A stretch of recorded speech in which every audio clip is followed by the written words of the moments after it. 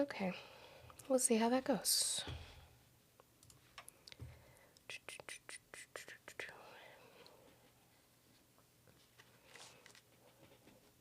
Hi, Lynatti.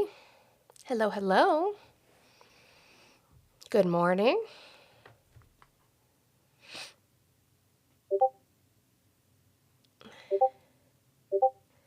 My gosh, my Discord's going crazy. I need to go.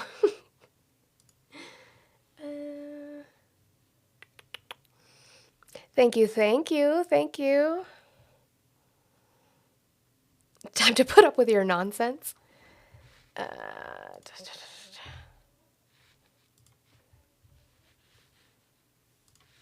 Hello. Just testing. Can you hear me? Yep, I can hear you, so it's working. All right, perfect. I'll drop down. Cool. That's my brother and my IT tech. Hi. Thank you for the birthday wishes. Welcome in, friends. It's Sunday. It's a Sunday live. Where are my... Okay. This...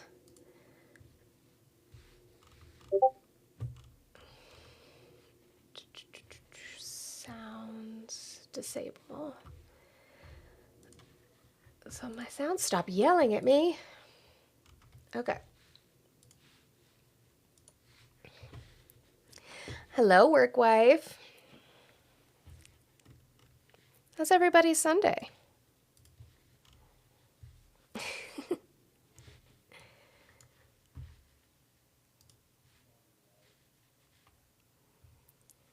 Thank you. It's my birthday. I'm old. I'm 35, guys. I'm 35.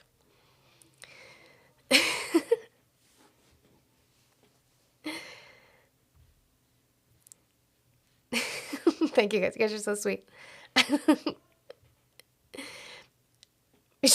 No, I'm glad, Lynatti. It's a good thing. I'm glad that I'm old. I wouldn't want to be in my 20s again, that's for sure. I'm glad to be in my 30s. There's nothing wrong with it. Let's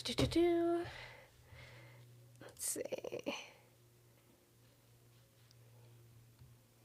It's not old. True. Okay. I guess old is in the eye of the beholder. I wish I felt 29 again. Yeah, I guess that's true.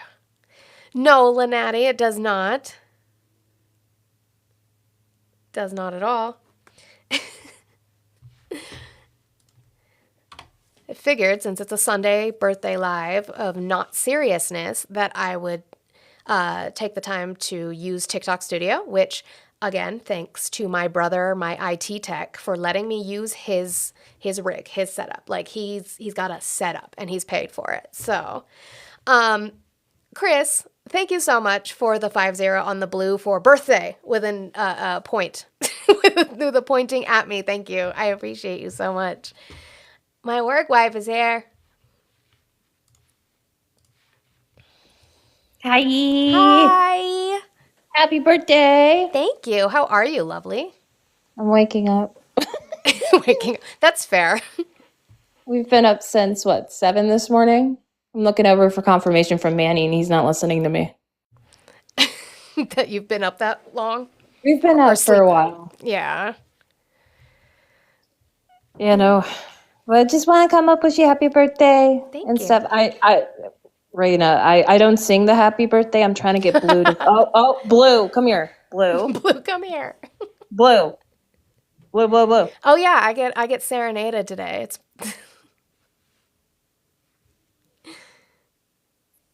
Blue. she harassifying him to come up here. Hi, Blue. Yeah, see, I'm harassifying. Hold on. Give me a second. Oh god, I'm not good with this stuff anyway. Oh like. Almost got it. Hold on. There. Almost there. I got it. I swear. It's like Olive getting a music. Yep.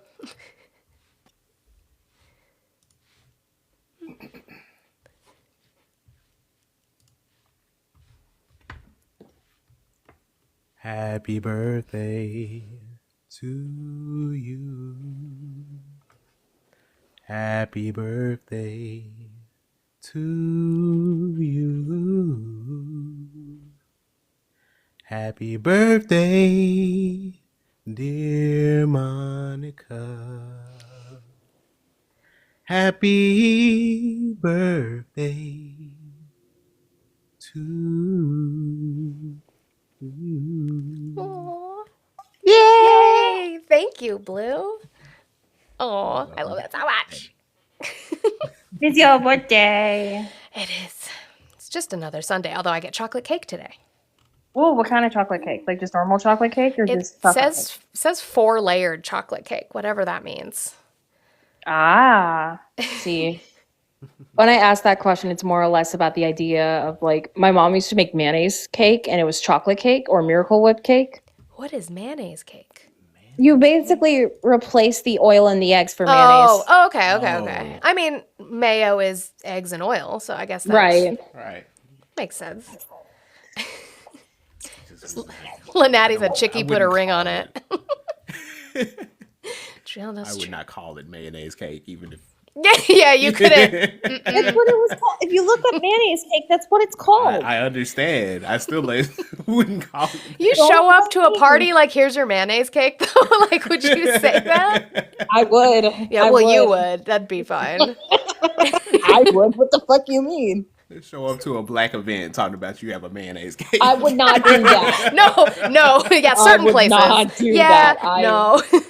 Maybe my family reunion, but I would never show up to someone else's barbecue and cookout. Be like, guess what? The white bitch brought open the fucking mayonnaise cake. No. You're I know my really place. hope it's mayo. That's crazy. Like like what are like the geode cakes where you open them and there's like candy or whatever inside? It's just mayo. Hi, Chris. No, I know if I'm invited to those places, I just bring the utensils. Yeah. Just bring the napkins. Happy birthday, my friend. Thank you. Is Swarovski gonna run, do you think, today from getting his I don't ass whooped know. on the Wicked topic? Probably. He's not even here. No, it's okay. He might. I'm over here. I typed the name chicken in. Chicken. Well, that's what you call it. It's fine. I'm just messing with him. Anybody can talk about Wicked if they want to talk about it. We were just messing with him all week for critiquing it. It's okay to be wrong. Opinions can be wrong. That movie left me very, very, very perplexed. Perplexed. Are they going to bring a third into it now, or are they going to stop it at 2? If It would be.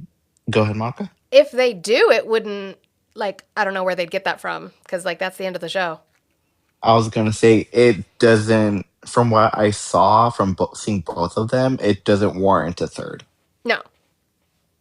I think that would just be a money grab if they did. Yeah, so in the chat, I'm going to warn you. The topic today that we're discussing, besides just bullshitting, obviously, and having friendly time, is that we're going to talk about Wicked's part 1 and 2. So if you haven't seen it and you don't want spoilers, I wouldn't hang out in here today. That's my cue to leave. Well, I love you. Thank you for serenading me. Love you. Came up. I haven't seen it yet. I like the music, but I just want to say I love you, and you. I'll be in the chat. Okay. So you said perplexed, so it makes me wonder, what about it perplexed you? Just how everything happened so fast. Okay. Everything for me, everything just happened so really fast. Ah, Megan. The echo. Is it gone? Is it gone? I think so. Not Oh, you thank reporting yourself to try to help. That doesn't happen. Is it gone? Is it gone? I don't know. Because you just this. I guess for me, as a musical theater person, the second acts are always fast. Because the climax happens in the first act, always. They set up the climax. You hit the top point, and then you have to get to the resolution at the end. That doesn't mean it's not worthy of critique for being fast. I did watch one. Sorry, my brain is working slow this morning. I haven't taken my meds yet. Oh, no. A video, a review. That's the word I was looking for. A review, and they made a good point on like the Wicked Act 2 stage only has 45 minutes. Mm-hmm. The movie had more time. They could have used it to flesh out more of the story, whereas I get what they said was like they just made it long, like they just added time. And I feel like, yes, there were a lot of things they could have done, Right. but I'm not mad. Well, and that's I guess my biggest issue, which I kind of said this last week, is that I feel like people are they're seeing it as a sequel, as in a secondary, as in a standalone. And I think that's part of where the problem lies, because it's not. It's not that. It's a continuation. I will say I had the benefit of seeing it as a double feature, so I did literally see it back to back, and I still had that no, this is too fast into it kind of thing. Like it was still off. So what would you have wanted to see to slow it down? Thank you. I think just like I think it's more of a me thing than the movie because like I take time to digest and kind of analyze things. So I think it wasn't more so. I don't think it was the movie per se. I think it was just the way that I process things, if that makes sense. Sure. Because I guess, like, for then maybe Megan, like, what wasn't explained well enough or needed more time? Well, and it's tough because it's like, it's not that it wasn't explained. Well, maybe it was. It's because I do know what was happening, obviously. Like, I Right. went in knowing the story.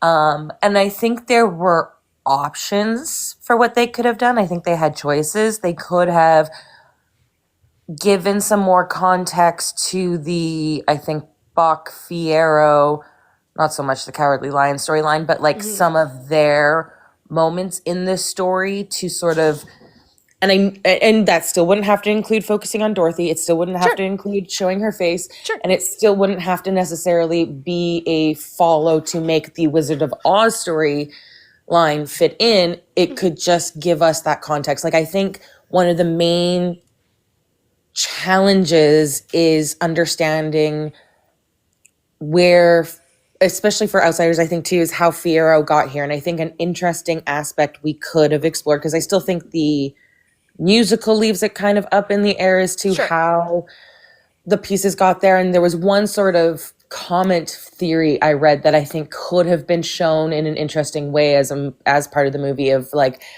you know, Fierro having, in a sense, amnesia at first, because again, he doesn't have a brain. Right. And then sort of like remembering as he's on this journey and kind of coming up with the plan, Right. and communicating that. A lot of people, like, to me, it was obvious Elphaba was reading something on the jacket. Like, she was looking at the back of the fabric. So it was obvious. But He left her a people were like, message. right? A lot of people are just like, she just knew it from seeing the fabric. I was like, oh my God, No. you guys, like, she was reading. Can we put a little two and two together? So, like, I do blame some people for that. But clearly, Lack of media literacy also exists. Yeah. like, yeah. the dumbest common denominator needs to be a little handheld. And I think they had the time to do that hand-holding.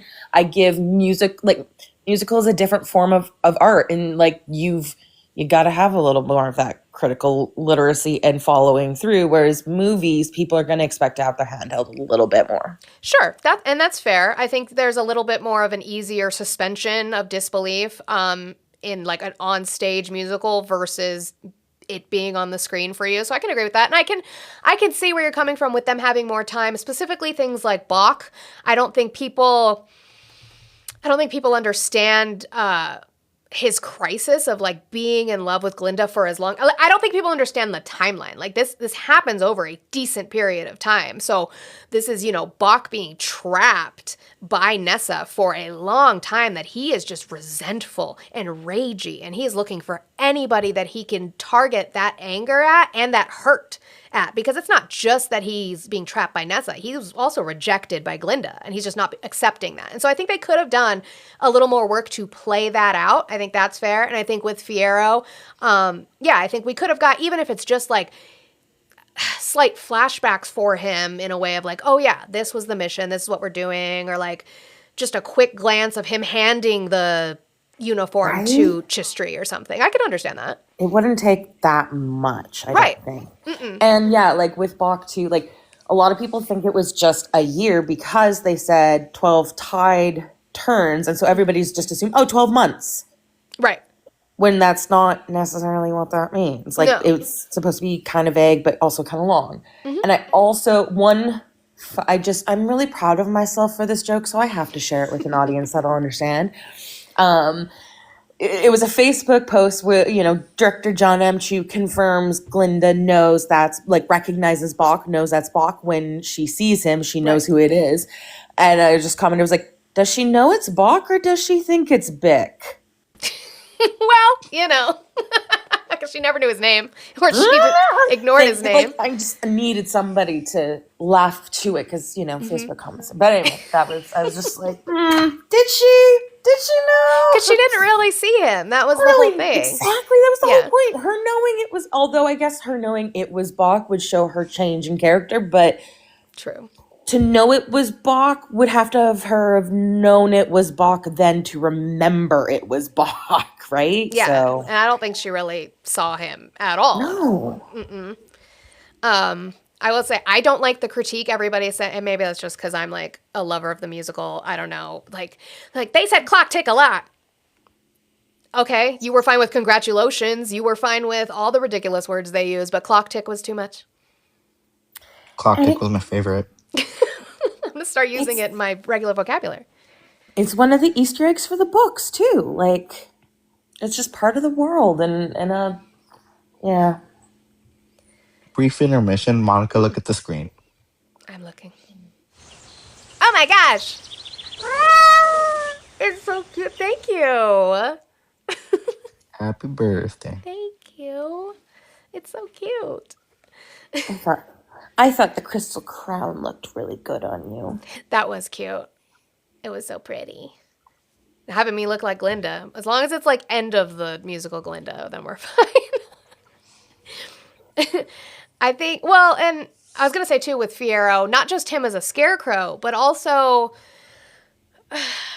I guess, did we see enough of his transformation into, thank goodness, the very beginning of the film where he's like, they're so empty-headed, they'll believe anything. Do we believe his transformation into thinking that? Because he was so vapid and whatever.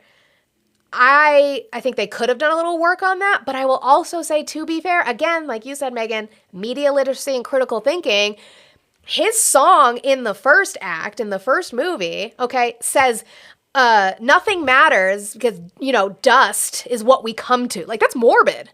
That's deep. And if you're Dancing not Through Life is recognizing a that, brilliant song. it's brilliant. Just like, it's so many levels of brilliant in that song. I love it. It's upbeat, so you think it's like a fun song, like woohoo, goofy fun, and you're listening to the lyrics and you're like, that's pretty dark.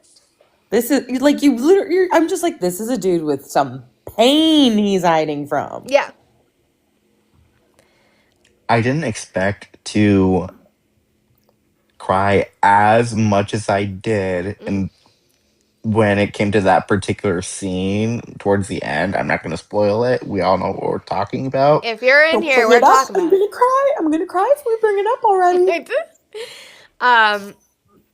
The water. That's all I'm going to say. Water. Okay, can you believe that the closet scene was improvised in rehearsal and then John M. Chu said, I need you to do it? Like, that's Absolutely. crazy. That is Between- I broke my heart. I love it. But I do want to go back really quickly before we do dive into this, because we'll be there for a while. Ever. To what, right? To what you said with, sorry, hold on one second. Pardon me, I had a fuzzy carbonated drink. Nobody needed to hear that.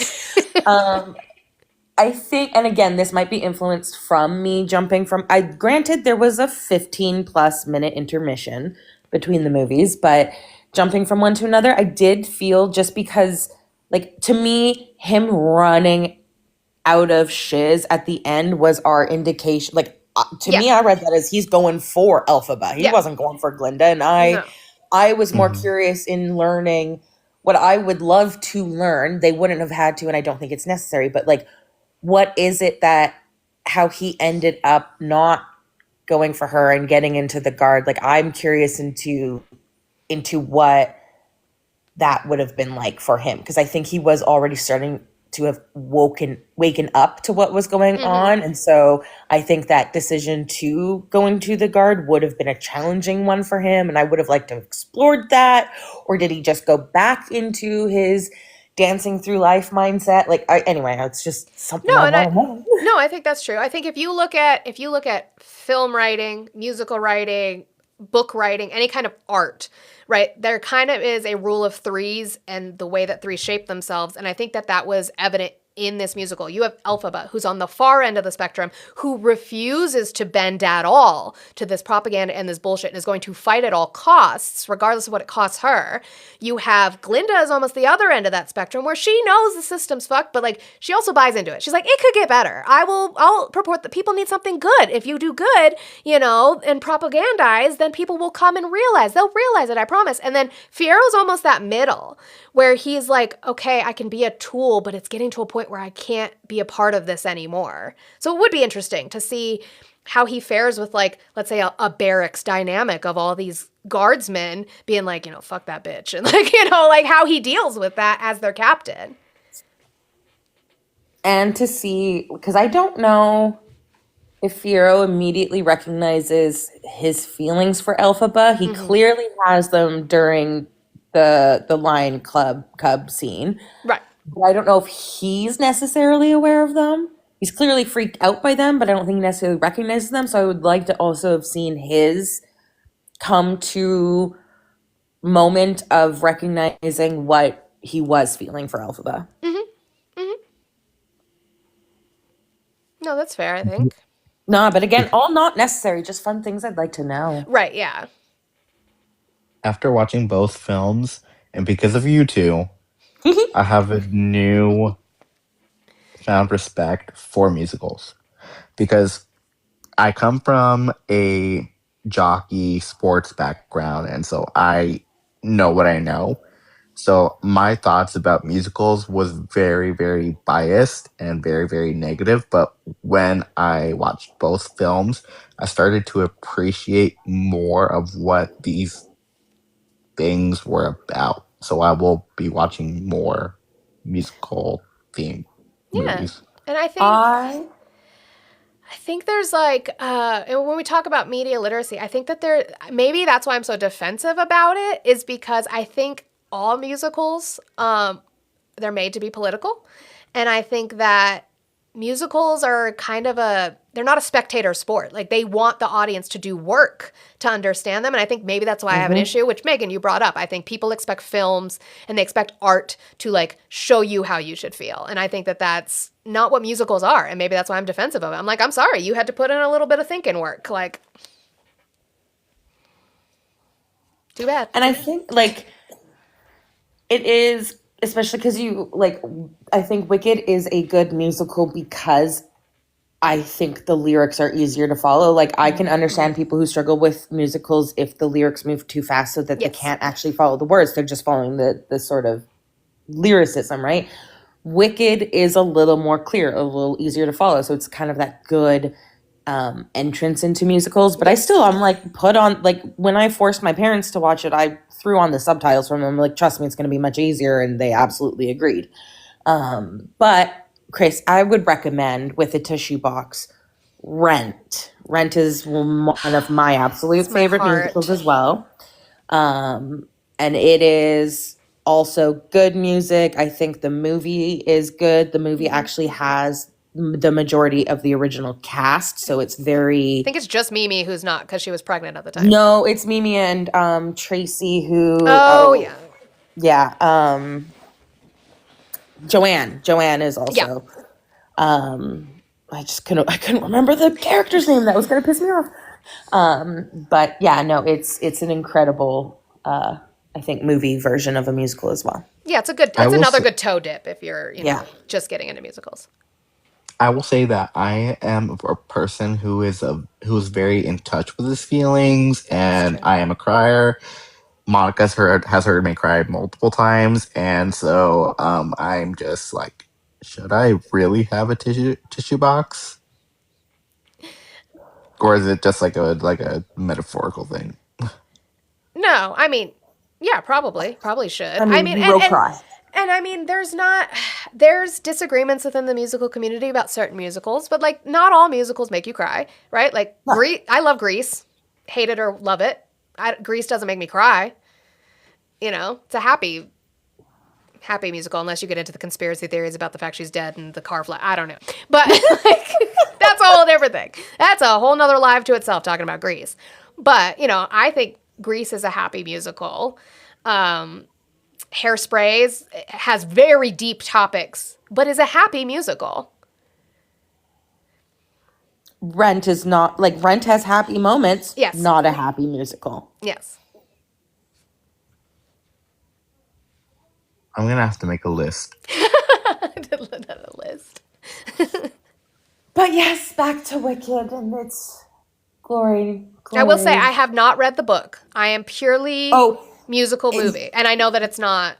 It's it like doesn't even loosely- matter. Like yeah. there are moments in the musical that are like a nod or a testament, like the clock in the stage play or stage performance, right, with the dragon around it, like that's just a nod to a very important part of the book. Right. The time dragon clock is a chapter. It's a thing, and it is something that sets the story in motion kind of thing. Whereas that it doesn't have a thing in the musical. Right. And Glinda is very different.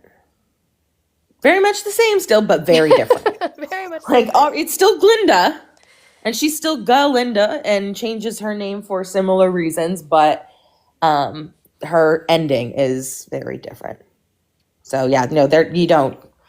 I don't even compare the two, like the movie to the book in any way. No, and I don't think you should.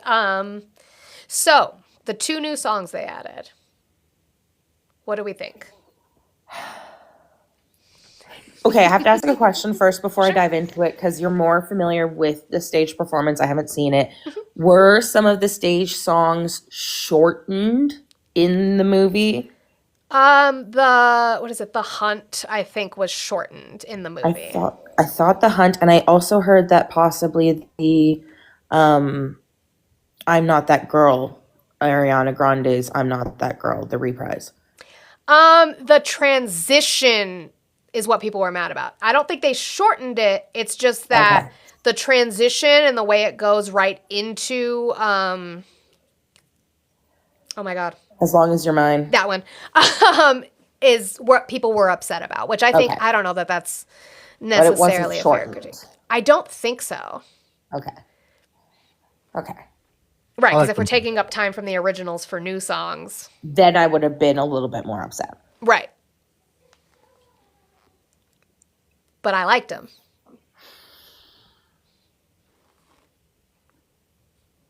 I did I think there've been some unfair critiques of them. I think Girl in the Bubble is a very excellent and good and important moment for deeply exploring Glinda's sort of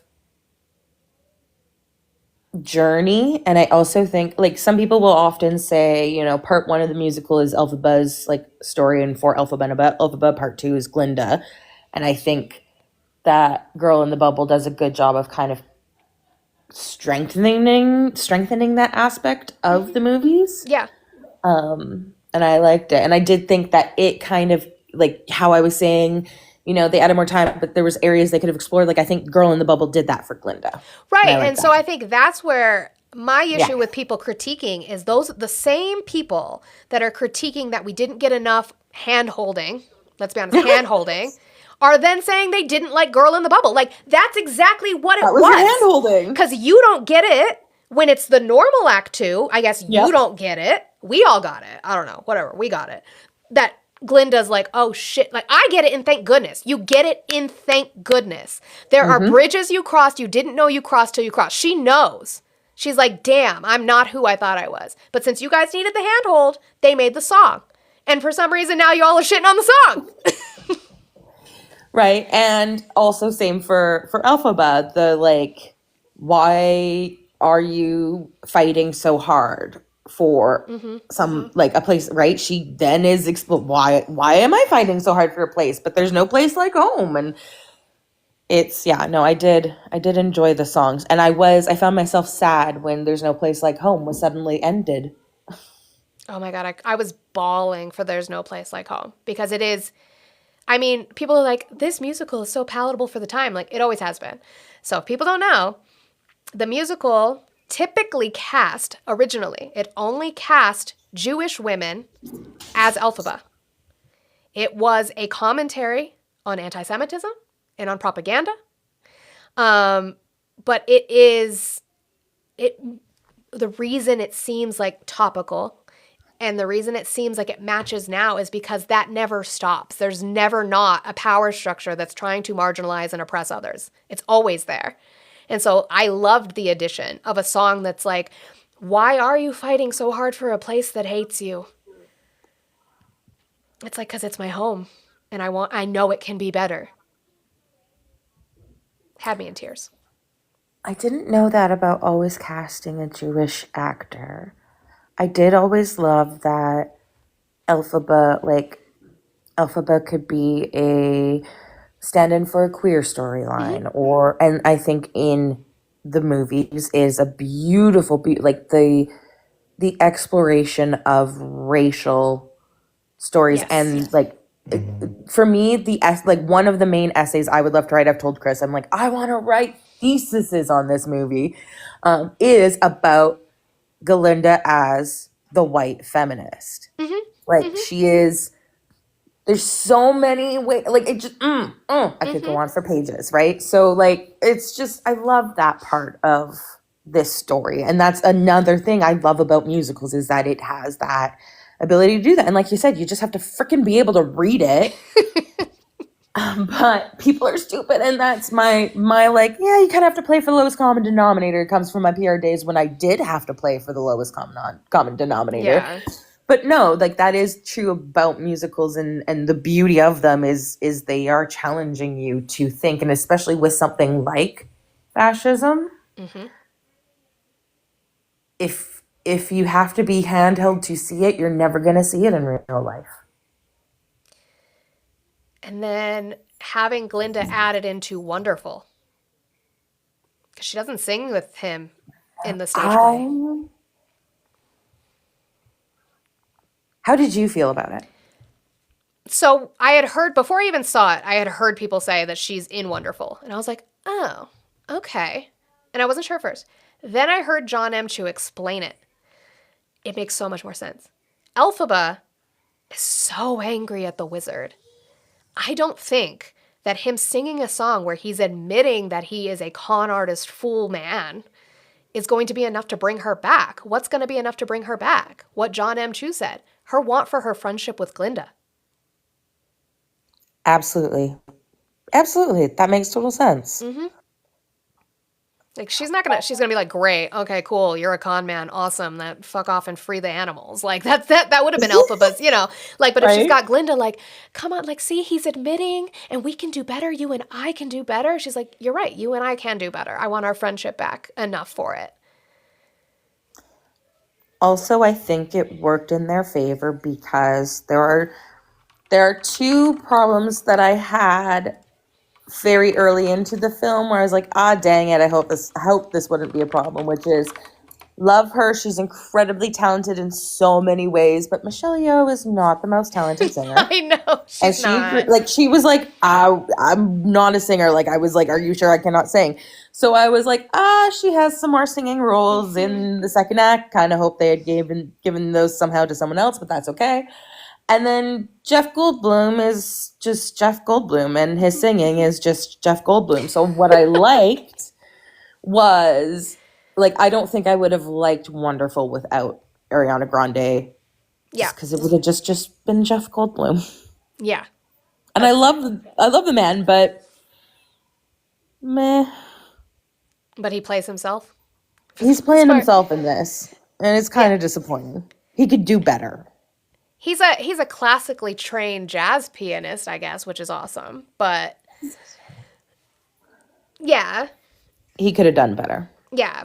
I mean, I had, and that was just selfishly. I had a critique for the first movie, where Madame Morrible, when they're hiding in the attic, and Madame Morrible does her speech. She does this in the stage musical as well. You know, saying this, her green skin is an outer manifestorium of her wicked nature. And at the very end, she says, "This wicked witch." In the movie, it's very, which maybe that's good. I don't know. It was very calm, right? This wicked witch. In the stage play, she yells it. It's this wicked witch. Like she yells it. And I was missing that. Like I wanted her to yell it. And I was kind of Yeah. upset that she just said it.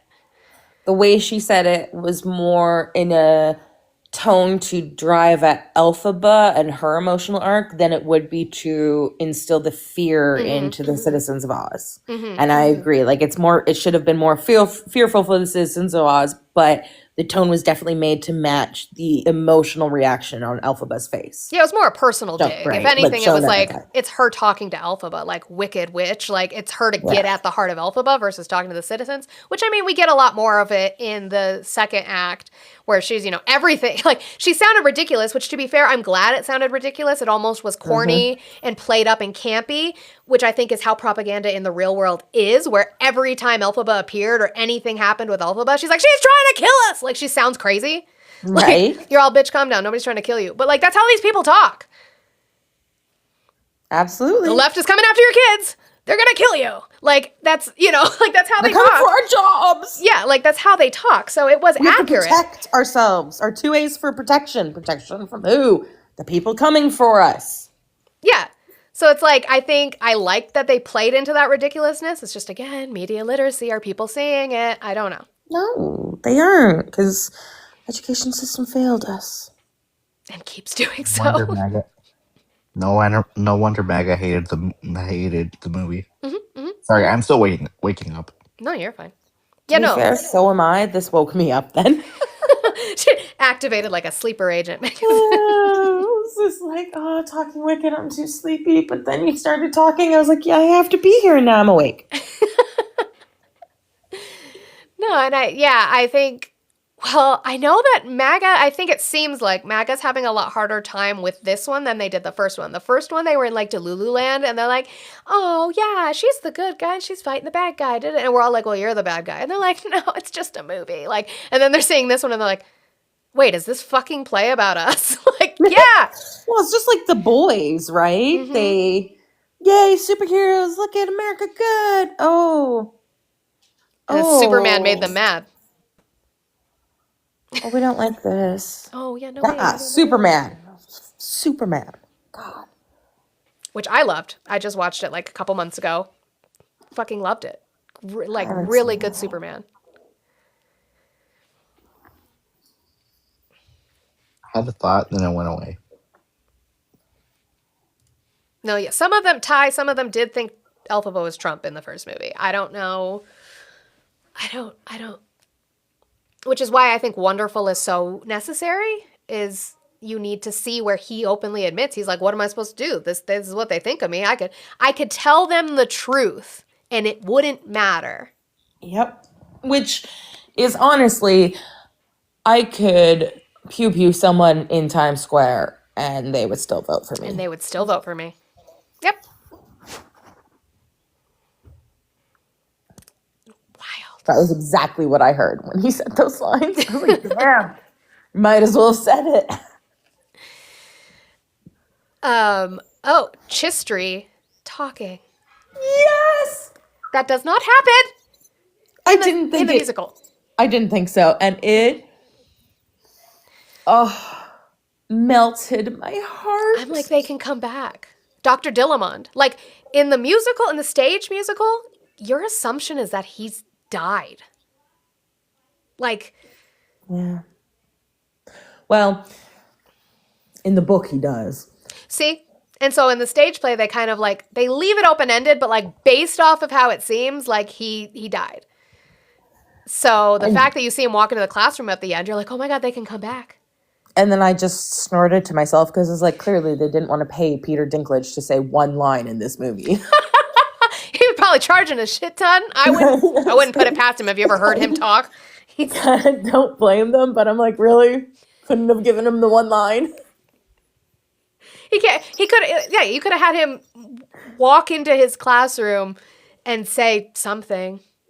Hello, students. Or you know what I would have liked? He didn't even need to talk. You know what I would have liked? They could have had him walk into his classroom and set up his poppies again Oh, that would have been nice. in homage to her. Yeah. Yep. Done. Don't even need to talk. Don't need to talk. Don't need to pay him. Something a little more than just walking into the room. Yeah. I feel like I'm a little baby when it comes to musicals compared to you two. I mean, not really. I don't know like a lot of musicals, to be fair. I'm very much, I get like the musicals that people have accessibility to because Yeah. musicals are not accessible. I don't think I've ever seen like a major musical, like known musical on stage. The like musicals I would have seen on stage, like technically I saw Cinderella on stage and technically that was a musical. Right. But No, I've Nothing. seen Wicked, but that was only because my husband's uncle, they have tickets, which are expensive as fuck. They have like the season tickets, like they have tickets. And Nice. they happened to invite us one year. And I was like, hell yeah, I'm going. Like, we could talk about that too. Musicals and stage plays are not accessible to people. Which I will say is because we do not fund or respect or care for the arts. Like they would love to make them accessible. Oh, yeah. Artists would love to tour North America to put this on, but we do not fund it. No, I'm having an issue with it right now, actually, because we just, I just caught up on Stranger Things. And me and my brothers are nerds about it. And so we're like trying to come up with theories, whatever, what's coming next, all those things. Same. But then people are like, oh, well, the Duffer Brothers said the stage play is canon. It only played in, I think, New York and London? And I don't think it's playing in New York anymore. I think you can still only see it in London. Yeah. And they are like fairly tight-lipped on what happens in it. So you can't like I have found out what happens in I it have too, because thank God for TikTok, I guess. well just like and you but I still had to hunt for it. I was like, this isn't that it should be more accessible to If it's find gonna out be what happened in canon. the stage play. I'm guessing based off of what they have shown us so far, we're going to see more of the memories to get filled in Yes. what happens, I but think so. I still don't think it's going to be enough. Well, I think they could. I just think it's unfair that you're going to say something is canon that people don't have access to. Right? But yeah, so I think I've seen Wicked like in the fancy like the cast touring. I've seen Rent. Have I seen it a couple times? But it was like local theaters. Besides the movie. I've watched Moulin Rouge. I've watched Phantom of the Opera. I've watched Les Mis. Hairspray, Grease. I watched Come From Away, but only because I had access to it in a certain Discord. So it's like, See, and that is one I did have physical access to, but didn't have financial access to. yeah.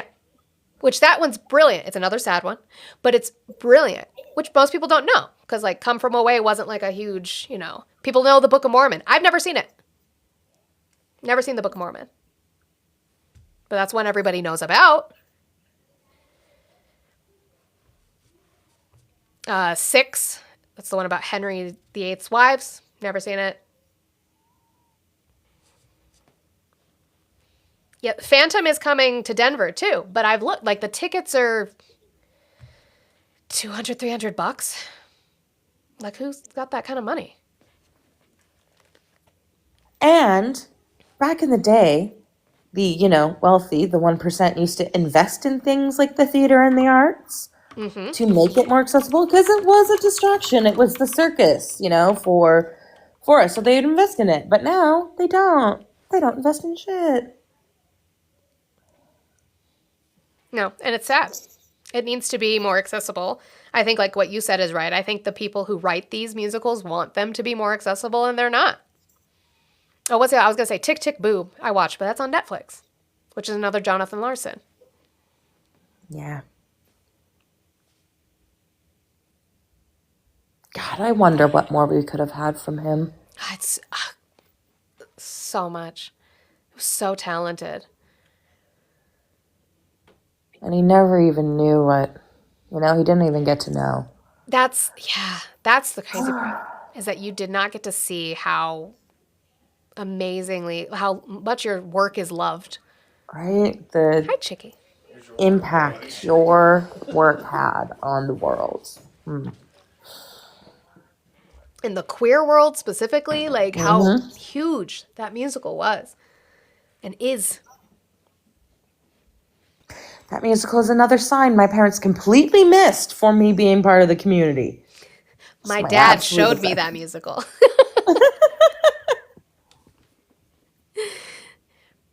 Rodgers and Hammerstein with that Cinderella. I love that Cinderella with Brandy and Whitney Houston. Sold.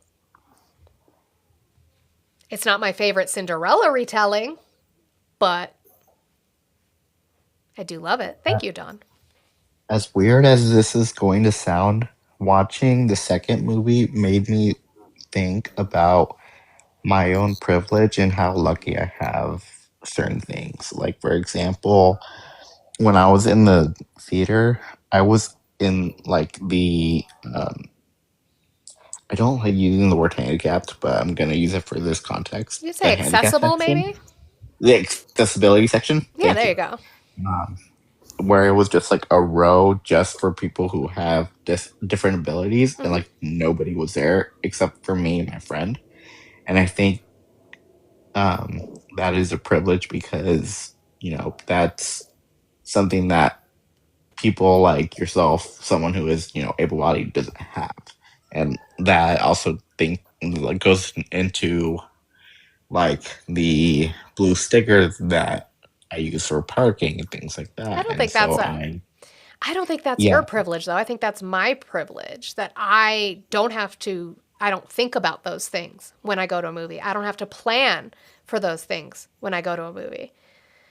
I also know that like booking so my coworker, former coworker, requires a wheelchair, and I remember she was booking concert tickets, and it was a nightmare because she followed like the way she was supposed to do it. She knew of, and then they're like, "Oh no, we've changed it," and now like it just like it. I can't even remember the details, but it was complicated. I couldn't follow, and I just was like, there's only so many spots available to folks. So if more than 5 folks who utilize a wheelchair want to see this band, they're SOL, and this is a nightmare situation to book. So no, like I love the way you see that. And yeah, I agree. Every time I get to go with somebody who has that accessibility, it comes with its perks for me, the able-bodied person who gets to benefit from accessing the accessibility space. But Yeah, actually, the uncle in question, my husband's uncle, he is in a wheelchair. He had a horrible snow tubing accident, ended up in a wheelchair. So even that, right? Like our seats were really good because of his disability. If anything, that sounds terrible because that's us as able-bodied people gaining a privilege from somebody who is disabled, and it's something that we don't think about as able-bodied people. I still think your point, though, Chris, is absolutely correct in way of the musical. I think that's part of the purpose of the musical is for us to recognize all of us to recognize our privileges and how are we using them or are we not? And I mean, I know that my friend made it as a joke, but she was like, "You're my token disabled friend," and I'm like, "Don't do that." Not like you can say it. I think you're allowed to say that. We're not allowed to say that. That's not okay.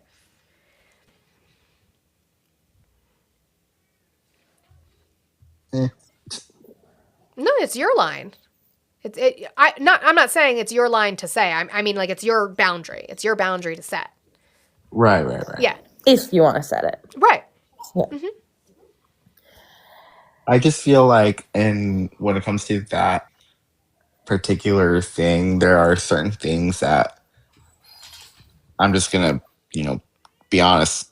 There are some things that you guys will never understand from my perspective because you're not in my shoes. Mhm. But I know that the people that are around me personally, meaning like you, Megan, you, Monty, and everybody else, try to understand to the best of their abilities. Yeah, and that's all we can do is keep listening, keep trying to do better because we won't know your experience. I think that's true. Did we talk about the book opening at the end? We have, well, I mean, you and I have, but Yeah, you we and I haven't on this live. We did. We talked privately about it. We did before we wanted to like fully spoil it to the rest of y'all. I think like I'm not mad at people for thinking that it means she was sending a message to Glinda that she's still alive, but I think it's just that like hopefulness that's not what the show is, what it is. I understand why, like the edit could indicate that, but I agree. It's to me, it was much more. Again, like I said to you, the line Alphaba says you're gonna have to learn. I can't read this. You're gonna have to learn. You're gonna have to learn. To me, that was it. Well, and you can't have it was within the same like 5 minute span. You can't have Elphaba say her line from the stage musical and in the film where she says, "I wish she could know we're alive, but I know that no one can." And then 2 minutes later, the book opens and be like, "Just kidding, I still told her." Like, no, like that's not. Never mind. Like, I no. didn't technically tell her. I didn't see. I listened. I didn't say it. It's like just because she did a recent apology, and so I've been watching the tea on that. Colleen Ballinger's. They said I couldn't talk about it, but they didn't say I couldn't sing. Like, well, and actually, and to be fair, I think it's even more proving my point that it's just that Glinda has earned the right to read it versus Elphaba like giving her a sign. Because in the original stage musical, at least the one I saw, I don't know if they change it up every time, but Elphaba says to Fiyero as they're walking out, she says, "I wish Glinda could know we're alive." Fiyero is the one who says, "But you know that she can't. No one can know." And then they leave. I think if they would have done that in the movie, people would have been like, "See, she snuck something in there." But the fact that they had Elphaba say, "I know no one can know." Another thing, have you seen that somebody's translated the page that it opens up to? No. So apparently it translates to a spell to sort of like help with like basically long and short of it was just as like the book when it opens up for you, it's opening up to the spell to get you what you kind of need or what you're asking for. It's Your not always heart's the desire, best, right? Yeah. right? It's not always the best way of doing it, but it's getting to it. And it opens up apparently to a spell to help her like heal her broken heart. Oh. So it's opening up to what she needs there to help her get to the next stage. Anyway, right? Like it's Right. opening up for her. Well, yeah, and because like that's the thing is like she did the wrong things, right? Like she was a victim to the propaganda and she helped perpetuate the propaganda. Like she was a victim to it too. And she's now doing the work, which is why she's earned the right to read it. And I think that's why the musical is so sad is they lose each other. And even worse, Glinda loses them thinking they died. It's not even like, "Oh my God, I won't see them." Like she thinks they're gone. Everybody that she cared for in her life is She's gone. alone. She's alone. Completely alone, and the whole world in her world is looking to her now and has this idea of who she is, and now she's going to try to sort of live up to it but in a better way, and alone. Like I know what it's like to be alone. It's not fun. No. It's not fun. And like completely alone. Like no support system. She just has the masses. Like that's it. But yes, you can translate that thing. And what really helped them translate that page is the theaters have a Brimmery popcorn box. And the inside of the popcorn box is the page that it opens up to for her. So that's kind of how Wow. somehow helped them decode what the page is. And I regret not buying one. I bought the Alphaba cup instead. And I was like, damn, I should have It got was one of only the at certain buckets. theaters, though, right? Like, which theater was doing the popcorn buckets? I wanted the Alpha Cup so fucking bad. I got the Alphaba cup. There was the Glinda cup. I saw the book tin, and there was another. I don't know, because again, there weren't many theaters that did a double feature either. So clearly, they still think the theater I went to is special, even though nobody goes there anymore. It used to be so cool. It was a spaceship. Anyway, I guess it just depends on the theater. Because, like, Cups are the theater that I went to didn't do that, right? Like, they didn't have popcorn buckets or cups or whatever. It just depended on the theater. yeah. Because mine was owned by Harkins, so it's like, You guys have Mine- Cineplex in the US? I don't know if we've said it. It might depend on the company. Because I think, was it AMC that was doing the buckets? Not sure. I think Cineplex is owned by No, there's a partnership with Scotiabank, and Scotiabank's a Canadian bank. Goddamn capitalism. Ours was Regal. Oh, so maybe it was Regal then. Might have been. I'm jealous. I'm gonna be on eBay for some popcorn buckets now. I was gonna. Oh. Oh goodness. You know what's really like just a testament to how, because when I got to the theater, I was like, no, I'm not getting any of the like stupid overpriced stuff. I'm just gonna get my food. And it was in the intermission where I was like, get me that Alphaba mug, get me that Alphaba cup right now, please. And You're he's like, oh, I don't know if we have any. I was like, please check. And I got the last one. Yeah, no, I would have sent my husband out during the movie. I'm like, go get it. Were any of your theaters like the fancy ones where they had like the recliner seats, or was it just like the regular All ones? of ours are like that now. Yeah, At least most of over us have here. at least a slight recline in the Cineplex theaters now. I think the only one, like this one that we went to this time, had the reclining chairs, but they didn't have like a table. Usually the one that we go to, the theater we go to, has reclining chairs and a table because you can order food from your seat and have it delivered to you. Yeah. This one didn't. We had to just carry our food that we got, which it was all like, I call it like sports field like food. It's all pretzel Popcorn and hot hot dogs. dogs. Yeah. Ours had like the automatic recliner with the tray, with the table tray, and like massager, and it was nice. Nice. Yeah. No comfort. It's just so expensive. Like, it's so expensive to go to the movies now. But your boy can't get out of the chair, so I didn't benefit from that. But it's okay. It's true. It was nice, I think. They told me. Although I will say the reclining chairs sometimes make my ass fall asleep. Like, I will try to adjust it, and I'm like, oh, like I can't actually get comfortable. It's almost too cushy. My butt was hurting so bad by the end of part 1, I knew I was going to be in trouble for part 2. I'm getting too old for this. My back hurts.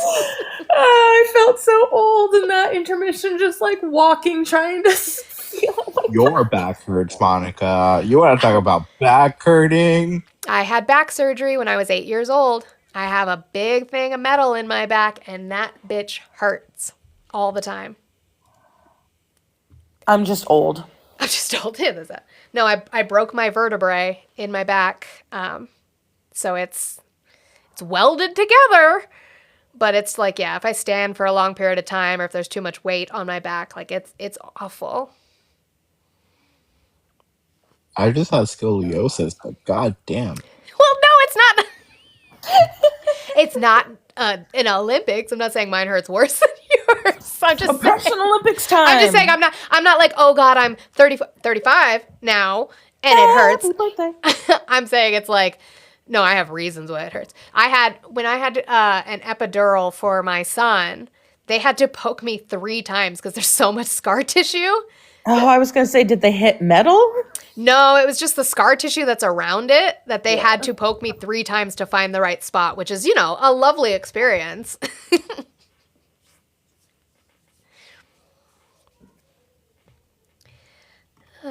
Friendlies, if you guys wanted to talk about Wicked, you can come up and talk about Wicked. If not, I'll I'll probably end up getting off at the hour, which we're almost at the hour. I need to play. I really am going to play Zelda with my child today. I need to beat Jabu Jabu. This needs to happen. I'm determined. That sounds like an excellent birthday plan. Do you have any special dinners? They're going to be cake. There's cake. I have chocolate good. cake waiting for me downstairs. My mom bought me, and she also got me my 3-5 candle. I said thanks. I need the reminder, because then they sing to me, and I gotta blow out the candles. Which, by the way, I don't know if anybody else. It's like my least favorite part when the entire attention is focused on you, and you're like, Yep. Yep. what am I supposed to do? But it's really for the kids. It's not for me anymore, so that the kids can wish me a happy birthday. They enjoy it. Which they made me a lovely card this morning. It's so cute. It's a heart, and then you open it, and it's like a pop-up flower. They made that. I was like, Oh. so cute. I was like, thank you guys.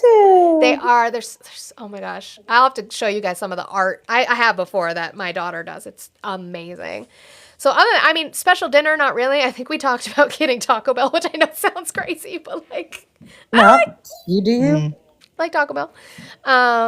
And then cake. And like I said, my present was going to see Wicked with how expensive that was. So I was fine with that. Good present. Yeah. I heard that you guys have the Sunday night football game tonight. No, Monday. No. Yeah. No, I looked it up yesterday. When do we play? I swear we play the Commanders Monday night. Go sports. I thought this was a musical theater discussion. Are we It's a playing? Hangout Live now. Oh, no. It said, why did it say Monday night yesterday? Oh, it's just Sunday night. I don't know why. It said Monday yesterday when I Googled it. I don't know what the hell that was about. I have a feeling we're going to slaughter them. Your We other did, spouse so. is saying it's today too, so. Yeah, I just looked at it. It's today. Yeah.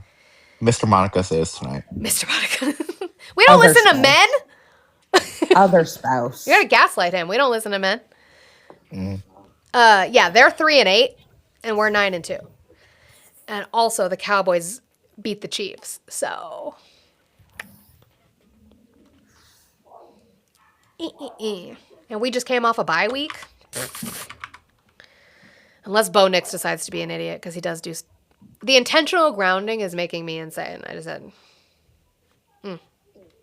Bonex is very inconsistent. Like, Yeah, which I was fine with having a rookie because I think that's what we need to do is stop paying for quarterbacks and actually invest in building up one. So I've been fine with Bo Nix. I'm like, he's going to make mistakes. We'll build him up as a quarterback, totally fine. I didn't expect us to do this good this season. The fact we are doing this good, it just shows that the other teams are trash because, if he's doing that good and he's got a lot of issues. you should definitely get someone like Sam Darnold. Uh-huh. Sure. Somebody said in the chat the Oscars are my Super Bowl. That's fair. I like the Tonys. Those are fun. But still establishment issues with how they pick films. Because the Lego movie should have won some awards that year. You know what else I liked about the movie? And I'm curious if it is as evident in the stage production with the opening when we're seeing the construction of the yellow brick road. Mm-hmm. It's not the environmental destruction element there that you see. It's not the detail to that in critiquing government. Mm-hmm. I thought was so beautiful without being in your face and blatant. I know, again, going against the hand-holding, but just I was amazed by how horrifying it was to see the building of the yellow brick road. Yeah, I think it wasn't just the abuse of the animals, right? You're seeing the destruction of nature, and I think you're right. I think they did it in a subtle way in comparison to a Lord of the Rings, which is obvious, right? Lord of the Rings is it's obvious. It is production and machine versus nature. But yeah, I think they did it in a beautifully subtle way that you're destroying what was why do you need a giant yellow road to run through such a beautiful landscape? And why do you, the massive swath of trees destroyed for a brick road that could fit maybe one car? It was a one-way road. Right. People made the joke in the first one. I still agree with it. It's like, why'd you make Dorothy? Well, I guess if you follow Wicked, right? Oh, Glinda yeah. needs time, but why'd you make Dorothy walk when there's a whole ass train? The last bullet train. I mean, she needed time. That's probably why. Because Glinda needed time to do what she needed to do. But you sent that bitch. You said walk. Walk, you can walk. Ignore the train. That's not you don't have the money for the train. You don't have a train. You don't have the permit for the train. Ooh, Nessa's story. I've seen mixed. See, and that's another thing I think where they could have used the time to better,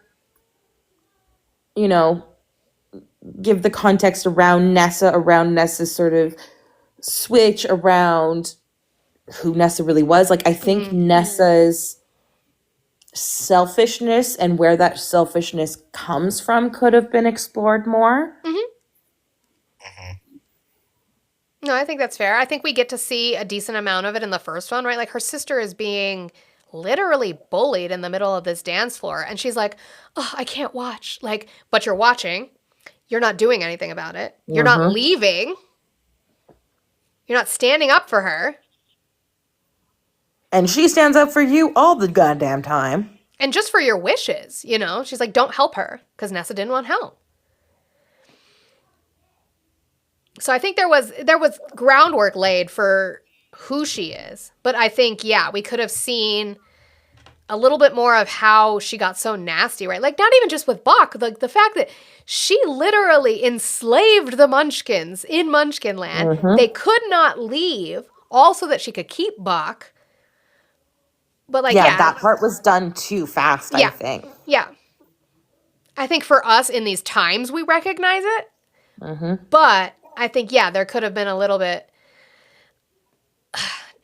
more to it. I think that's fair. I don't have an issue with her song. I don't have an issue with that scene, it being changed in the way it was, right? Like in the original musical, Elphaba gives her the ability to walk. You can't really do that with a woman who's actually in a wheelchair. And I think it's fine that it did the floating thing for her to feel free instead. And that has been critiqued many times by the disabled community very fairly.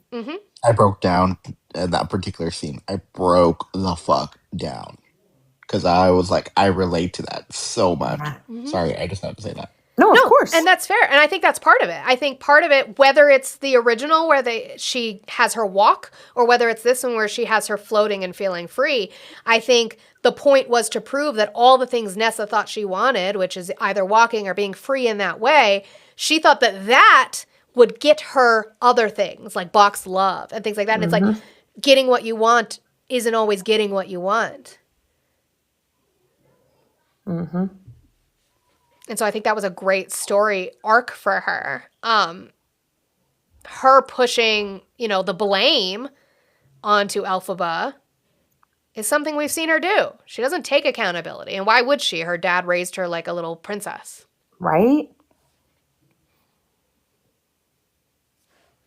And I think that is a really big issue when it comes to how, and I'm just going to speak for the disabled community. I think there's a really big issue with how people who are not part of the community treat us, because they don't take us seriously, for one.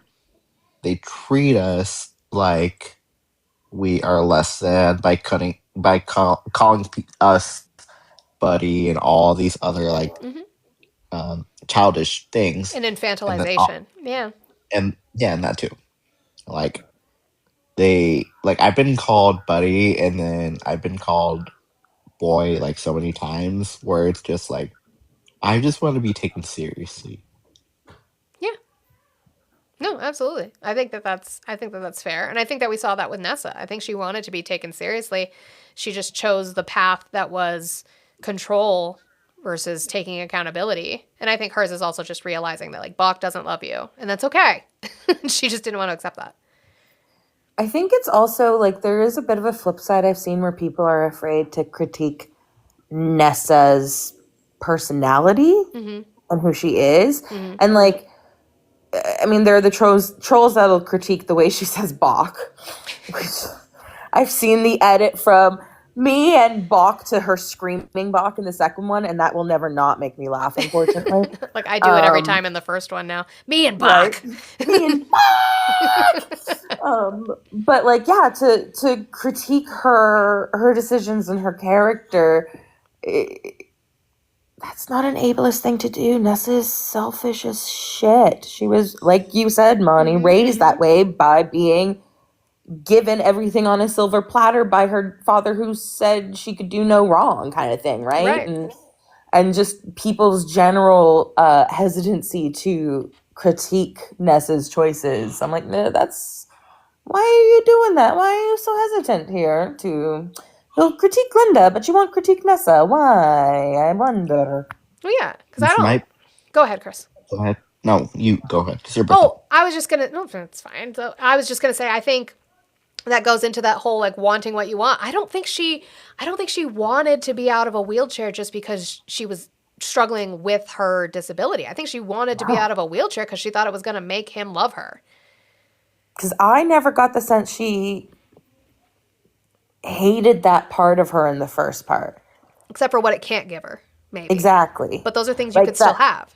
They were things she could still have, like the sense of like, it'll be my best night, but it was more about being seen and loved and wanted by Bach, and not so much about, like, it wasn't like, oh, I can experience the dancing or something. Like, it was just about the relationship more than the night out kind of thing. Because I don't think, and maybe it was a bit of like sheltering because her dad doted on her so much too, but it was never like, I wish I could dance like them. I wish I could be moving like them. Like, that wasn't necessarily there. And it was all, like you said, about what it might be able to give her if she didn't, when Elphaba gave her that spell or magicked her shoes. But then I would like to have Chris's input on that, because that could just be our privilege of being abled and not understanding some sort of internal critique on wanting to feel normal, which I hate that terminology, right? But like, it's something that we don't experience in that same way. What was the question? I kind of. It wasn't necessarily a question, just more of like, do we feel? Sorry, go ahead. Do we feel like we can critique Nessa's personality separate from her being in a wheelchair? Yes.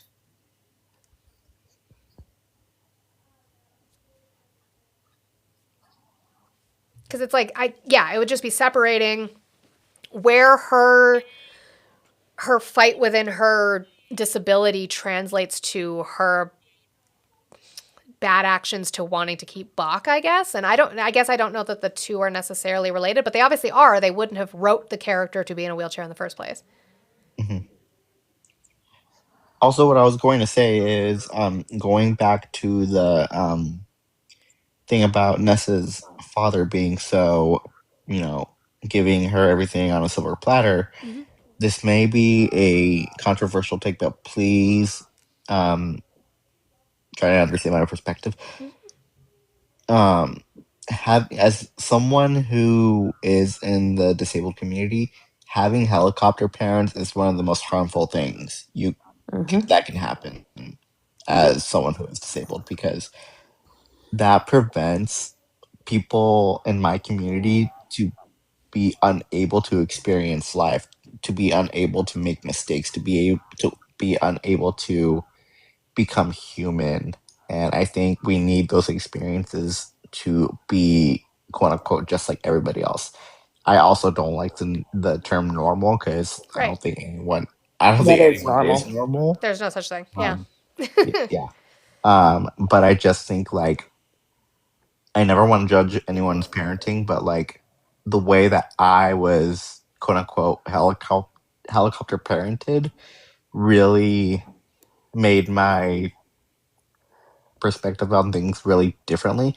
But now that I'm an adult, I'm able to have the ability to say I have my own autonomy now, and it's the most freeing feeling I've ever had. I don't think that's a controversial take at all. I think that's, And I thought that, like, I think that's what Wicked is showing, in a sense, is that danger. Like, that's what I think Wicked does a really great job in highlighting, is the harm in Nessa Rose's father's parenting of her. And then Monica said something about like why they would have the choice to have her in a wheelchair. I always actually thought it goes back more to emphasizing the difference in how Elphaba and Nessa were treated by their dad, because I think that plays a huge part in the storyline. And I think it is also like in one part to show that to sort of differentiate us from Aussians. Like I always felt True. that Nessa Rose's acceptance, like even when you get to Shiz and people go up to greet her right away, I always felt like that was an intentional showing of see she's accepted, even Yeah. though we in our world maybe would see it differently. She's accepted, she's loved, and it's furthering othering Elphaba's experience and Elphaba's treatment from the dad. I think that might be why they No, chose. that's fair. Yeah, I think so. That's right. Yeah, because they did. They Yeah, walked up to her, no hesitations. But no Alphaba, hesitation. it's still. Is like literally I've had people treat me the way they treated Elphaba, the physically walking back when I tell them I have an eating disorder, like that kind of like Right. I'm gonna catch this from you, right? Like that treatment versus with Nessa, that was never like the adults did, right? Like Right. her dad and the what's her face. Oh, the like dean or whatever of the school. Yeah. But her fellow students never seemed to other her. Well, and I think I actually appreciate some of the flashback Glinda scenes in the second one with her and her parents and her mom having conversations. Because again, you see this parenting that is like, well, it's fine because you're still good and that's what people see you as and smile. Like they almost like And you're pretty. baby pageant like her, you know, like kid. And it's like, okay, so then she didn't get critiqued in a way to say it's okay if you're not perfect and it's okay if you can't do the thing because people think you can. And it's like, no. You have a really important question, Chris. Go ahead. Thank you, Crystal. Okay, so I think both of you guys have known me for a good amount of time to be able to know that I am not shy about answering any questions that other of you may have. But I'm just really curious to know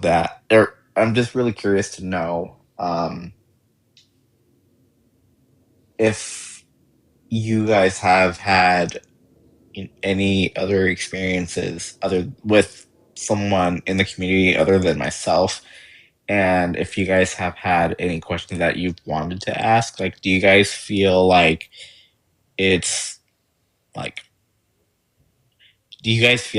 you guys don't know how to phrase it? Do you guys feel like you don't know what to say? Because that's really common in our community. Like, if you have something that you want to ask, just for me, you just ask it. Does that make Right. sense? Yeah, no, that makes sense to me. For me personally, like I said, experiences with my husband's uncle. It's not. There's nothing where I've really had questions in any way because it's not. I don't know how to put that. It's not like I want you to be able or anybody to be able to express their experience in their way, and I don't think that I need to probe for that. It's not anything that I have questioned or needed to know, and I guess I still see the person I knew. Like I knew his uncle before he was in a wheelchair, and I know him after, and he's the same fucking person. He's going through different experiences. He's had struggles.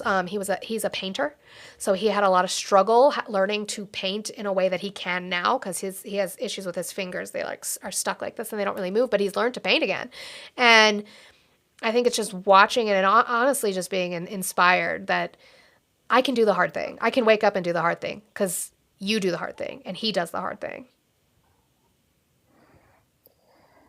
Here, okay. Well, thank you for sharing that. I really appreciate it. I think that in my view, when people say things like, "Oh, you're such an inspiration," or "You're this and this and this," I'm working on taking my flower, getting or accepting my flowers, Monica. Okay, but I just feel like it's really unwarranted because like at the end of the day, I'm just living life. Like the worst, Right. like personally for me, the worst thing already happened to me Hmm. way back when. I'm just trying to live my life and do the things that I'm set out to do. Yeah, no, and I think that's true too. You're just, doing it every day, like everybody is doing it every day, but it's just recognizing, I guess for me, recognizing that people, it's recognizing my privilege and that other people, regardless of whether it's within the disabled community or the BIPOC community or the LGBTQIA community, is that there's a privilege I have walking around every day that is just a little bit different than other people.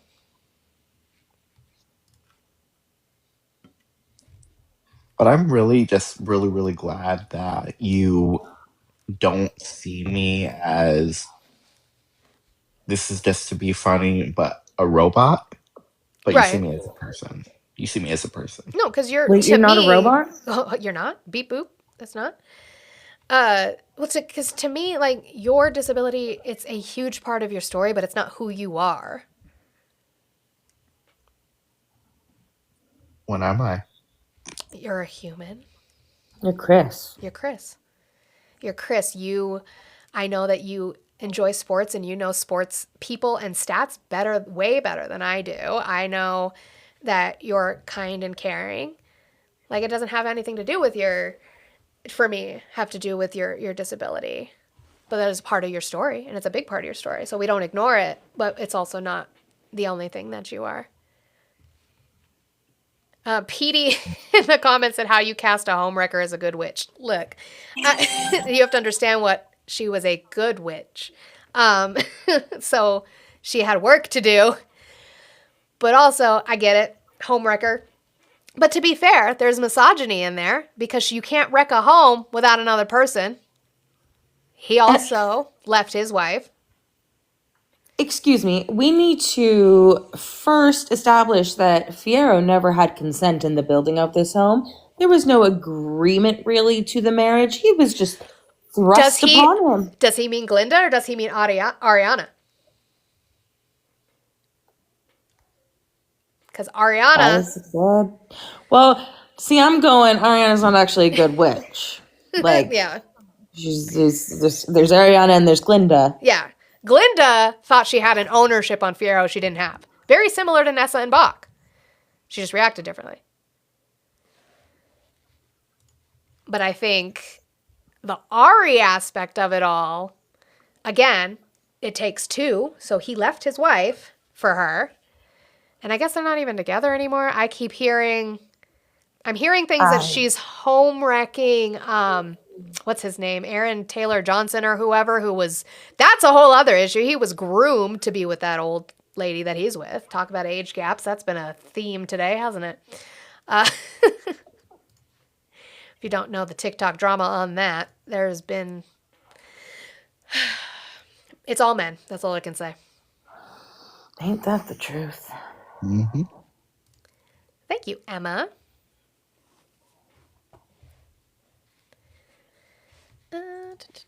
Let's see.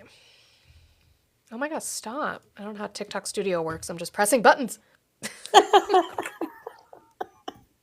My brother's setup is so nice though, because I can have Discord on this screen. I can have like my research on this screen. So like we're working on getting to dual streaming so that I can use OBS and stream on YouTube and Twitch too. Getting profesh. That's how I feel with this new MacBook. I'm like, I'm just pressing buttons. I don't Yeah. know what I'm What doing. am I doing? Like, well, and he's got like a fancy gaming mouse that has like 7 buttons on it. I don't know. Is your brother like a really big gamer? He's a big gamer, yeah. What the heck? See, what just happened to that? Why am I only seeing this screen now? What'd I do? Oh, there we go. I fixed it. Yeah, he's a big gamer. He used to stream his gaming, but then he just got kind of tired of it. Now he just plays. I read her and Cynthia are in a non-demi-curious semi-binary relationship. Why would it be non-demi? I feel like their relationship would be super demi. Yeah. Well, and I don't know. Like, are there LGBTQ themes in the film? Yeah. I think so. And Because the book. you're out there gotta chill. He's going to get me canceled one day for the things he says. Because Demi Lovato wasn't invited. It's crazy. They kiss in the book. Yeah. Well, it's giving, to me, it's giving, I don't know if you've ever seen the film Fried Green Tomatoes. It gives me fried green tomato vibes. Like, they are friends, but there's like a line that gets kind of blurry. Because I know everybody, like, listen, I love As Long As You're Mine. I love the love story between Elphaba and Fiyero. But, like, that's not the love story I go to watch. I go to watch theirs. They love each other so much. Cancel Colorado native. Oh my God, there's no demi glaze. I'm gonna mute. Just trying no sauce. Megan, I will not. Never mind. I'm not gonna say anything. Because it is all men. It's all of them. Every single one. God damn.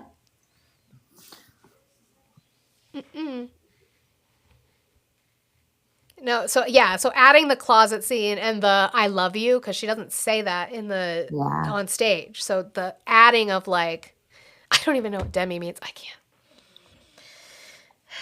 Educate your man. Google is right there. Eli, I just got here. I didn't even do shit yet. Are you a man? Eli, if you have Eli, don't tell me you haven't been reading the tea time in RTPs. Eli, you're inherently the problem. Oh, I'm not in RTPs. What's happening? And we can talk about. I don't care. I don't care about the drama. Do you guys know JW? No. Okay. I keep reminding everybody. JW was a person on this app. Is a person on this app. He used to come on RTPs a lot as a guest. This was before the election. He was a Trump supporter, but he was not MAGA. And anytime you critique like a policy that Trump was running on, he would defend it. So you're like, dude, get it together. He slowly kind of moved about to what I call a conservative fence sitter. So he'd be like, I understand what you're saying. I'm not defending that policy. I just think we should come together, blah, blah, blah. And he used to piss me off. We used to get into it in the comments of people's lives. And he'd be like, you're following me around. I'm like, no, I'm not. Debate Talk is small and you keep saying the same shit. Somewhere along the way, he started running, I don't know, he's flip-flopped. And he started running It's All Men Lives. And so he wasn't being political. He was just running a deconstructive live. And I'd listened into it a couple times. Kristen had paneled on it multiple times. I think Paige had as well. And he was doing the work. Like, he was critiquing these men, doing the work on all of it, understanding power structures, understanding the misogyny. And then I guess he was on, I don't watch him like that. Like, I don't follow him. I don't watch him. I just kind of see him show up. You're incensed. Yeah, thick. I'm just not shocked because I knew who he was. He was on his live and he was telling a friend that he has his dating profile that he's 38 and he went on a date with a 24-year-old. And that he has his dating preferences set to be that young. Did he just rage quit? Damn, I missed it. So everybody's like, hey, there's a power structure that goes along with 14 years younger. Is he the one? Because I heard some people talking about somebody wanting a 25-year-old for like kids or something. Yes. Yep. Yep. Okay. Yep. Okay. Yep. That he wants to have kids. But then he's like, but I'm also willing to adopt. But also not. But also women in their 30s have risk, even though I think that's the woman's decision to decide if they take that risk. Risk for, well, no, because he's also talking risk for the child, which is also true in men as they get older. Well, and then somebody asked him, why do you want to have kids? And he said, because it forces you to decenter and it forces you to grow up. he at one point, so I don't know if you caught it while I was up on this panel, Oh, I didn't see you up but there now. I was probably the first person who popped up there that would just refuse to like coddle him anymore and just started yelling at him. Um, I asked him, I was like, well, why didn't you lower the age range to 23? Why didn't you lower it to 22 or 21 or 18? Like, why didn't you lower it? Um, and then Ash was just up there because turns out that because he kept trying to make the case that like, oh well, I ended it because I realized like she just wasn't mature enough and yada yada yada.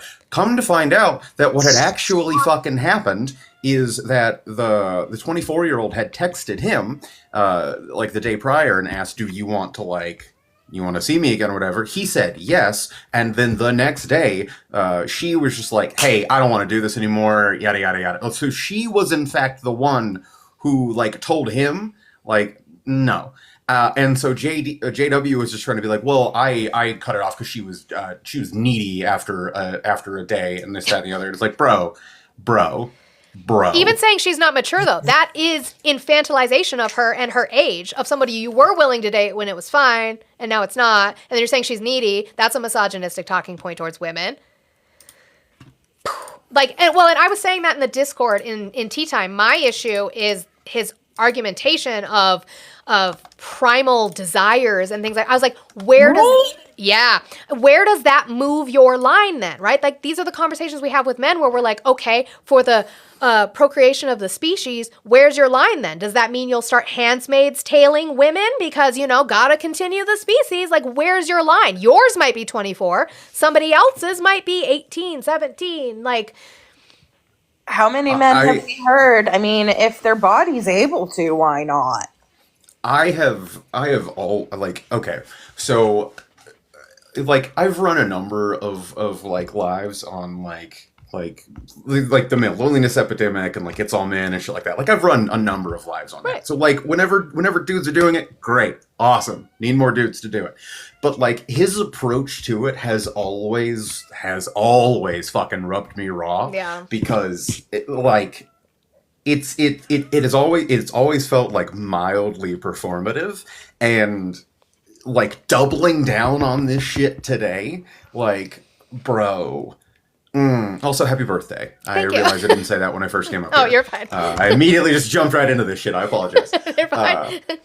We were pretty much done with Wicked. We went through the whole movie. Although I was going to be like, Sickles, what do you think about Wicked? No. I've never seen the movies. I've only seen the musical. Oh, well, there you go. Okay, then I'll allow it. What was that? What was what? Yeah. Oh, I'm sad I missed that fucking part of the Crown show. Here's what actually happened. So a couple days ago, Kristen was on his panel, and he had mentioned that he went out on a date or whatever, and then Kristen started like asking questions about it, only to find out that he had gone out on a date with a 24-year-old, and Kristen was like, that's a little problematic. Well, no. And evidently, his previous relationship was also with a 24-year-old, and he like swore up and down that he had told everybody, and everyone was like, nah, you didn't tell us that at all. And like I tried explaining to him like the difference between like consent and meaningful consent, and like how while yes a 24-year-old can legally consent to things because they're an adult, right, there's still the argument of meaningful consent because you as a 38-year-old have more life experience when it comes to things, and like you may be dealing with adapted preferences, whereas like it's just there's just a lot that you need to fucking understand, and you can sit here all day long and say like, oh yeah, I understand power dynamics, when like clearly we fucking don't. Clearly we don't. No, for other people, but not for himself. And like, okay, I'm gonna say something that's mildly inflammatory, but just ride with me for a second. He kept trying to like make the like, oh well, it's not wrong. It's not wrong. There's no like, it's not morally wrong. And like, is there anything I'm gonna split hairs here between like ethics and morals. Is there anything ethically wrong with a 38-year-old dating a 24-year-old? No, it's legal. It is perfectly Right. legal from an ethical perspective. Right. It is legal. They are both consenting adults. But when you are just trying to look at it from like, well, there's something morally wrong with it, that you are literally ignoring the fact that the 24-year-old, for all intents and purposes, and I am not going to apologize for any 24-year-olds in the chat or younger, the 24-year-old, like as a 35-year-old, that 24-year-old's still a fucking child. Like I'm not, like I can't imagine personally as a 35-year-old dating anybody below the age of 30. Like in just I cannot imagine that, because like what am I going to talk to you about? What you fucking took to school for lunch today? Like no. Like I It's- went on infuriating. one date with a 19-year-old, hoping it was about to turn 20. Get on the date, turns out just turned 19, so had just recently graduated high school, and I was still like 28. So it was like biggish age gap, but like, and I still was just like, oh my God, I'm talking to a high schooler. Can this date end? Like it was painful. We had nothing also- to talk about. We also need to address the fact that JW, while Ash was dressing him the fuck down, just decided that he wanted to be a baby back bitch and like yeet her mid fucking sentence, and then just ran away from literally everybody that was in his fucking comments because he just was like, I have autonomy over my life, and turned his shit off. Hi, Ash. Hello. It's been a morning. Yeah. It sure has. Like, golly gee. Like, well, yeah, and he was doing all the classic, like, narcissisms of, like, well, I guess I just won't date. Yeah. It's that weaponized, like, you can't even look at women today. Or, like, yeah, I guess I just won't date at all. Or He's telling on himself that women his own age won't date him. that's kind of, yeah. Which is why I asked earlier when I first went up if, he had gone on any dates with women closer to his age, and 29 was the closest. I mean, these conversations are hard because if they shut down, then you can't have the conversation, and that's what happened, right? But we all reach our limit, and there was a lot of important things to be addressed, things that I didn't think of as a white woman. So I think there were a lot of things, and Yeah. you never want to get in there and derail the conversation and take away from that. But it's just like, God, like, but he was lying. I was like, you're telling a different story. You're lying. That's not what happened. And I don't know. Maybe Well, that's his acted reasonings that didn't way. make sense. You're saying that you want somebody for kids, which in and of itself is problematic. But then you're saying, but you're willing to adopt, but you're not, because you're not looking at that. And then you're talking about legacy and wanting to look into. I want somebody who can carry my child. Like his terminology, like it wasn't about a wife. Ash took the same approach I did. Like I'm like, nah, I'm coming out fucking swinging. Like this is ridiculous. Just the fact that he did not seem to fucking understand like what it is that like Ash especially was trying to tell him. But like, well, yeah, like I realized that I wasn't gonna continue it. No, like the 24-year-old effectively was like, nah, dude, you're kind of being a creep, and I don't want to fucking deal with this anymore. No. And now you're trying to twist it on its head to make it seem like you are somehow the bigger person for it, and that's just not the fucking case. I typed it in Bell's server. I said, listen, round 3 is going to be a crash out, because the first time was like I was trying to, the question got thrown at me out of the blue too. I mean, I was put completely on the spot with like, hey, what do you think about this? I was like, well, and like, I tried to enter it with kind of that like, well, okay, maybe, there's exceptions to the rule, but let's There's talk nuance, about- right? Yeah. Yeah, there's nuance, right? Sure. Like I'm willing to talk about that. I'm not like completely unreasonable. I've said it before. It's not a math equation. It's Right. using your best judgment.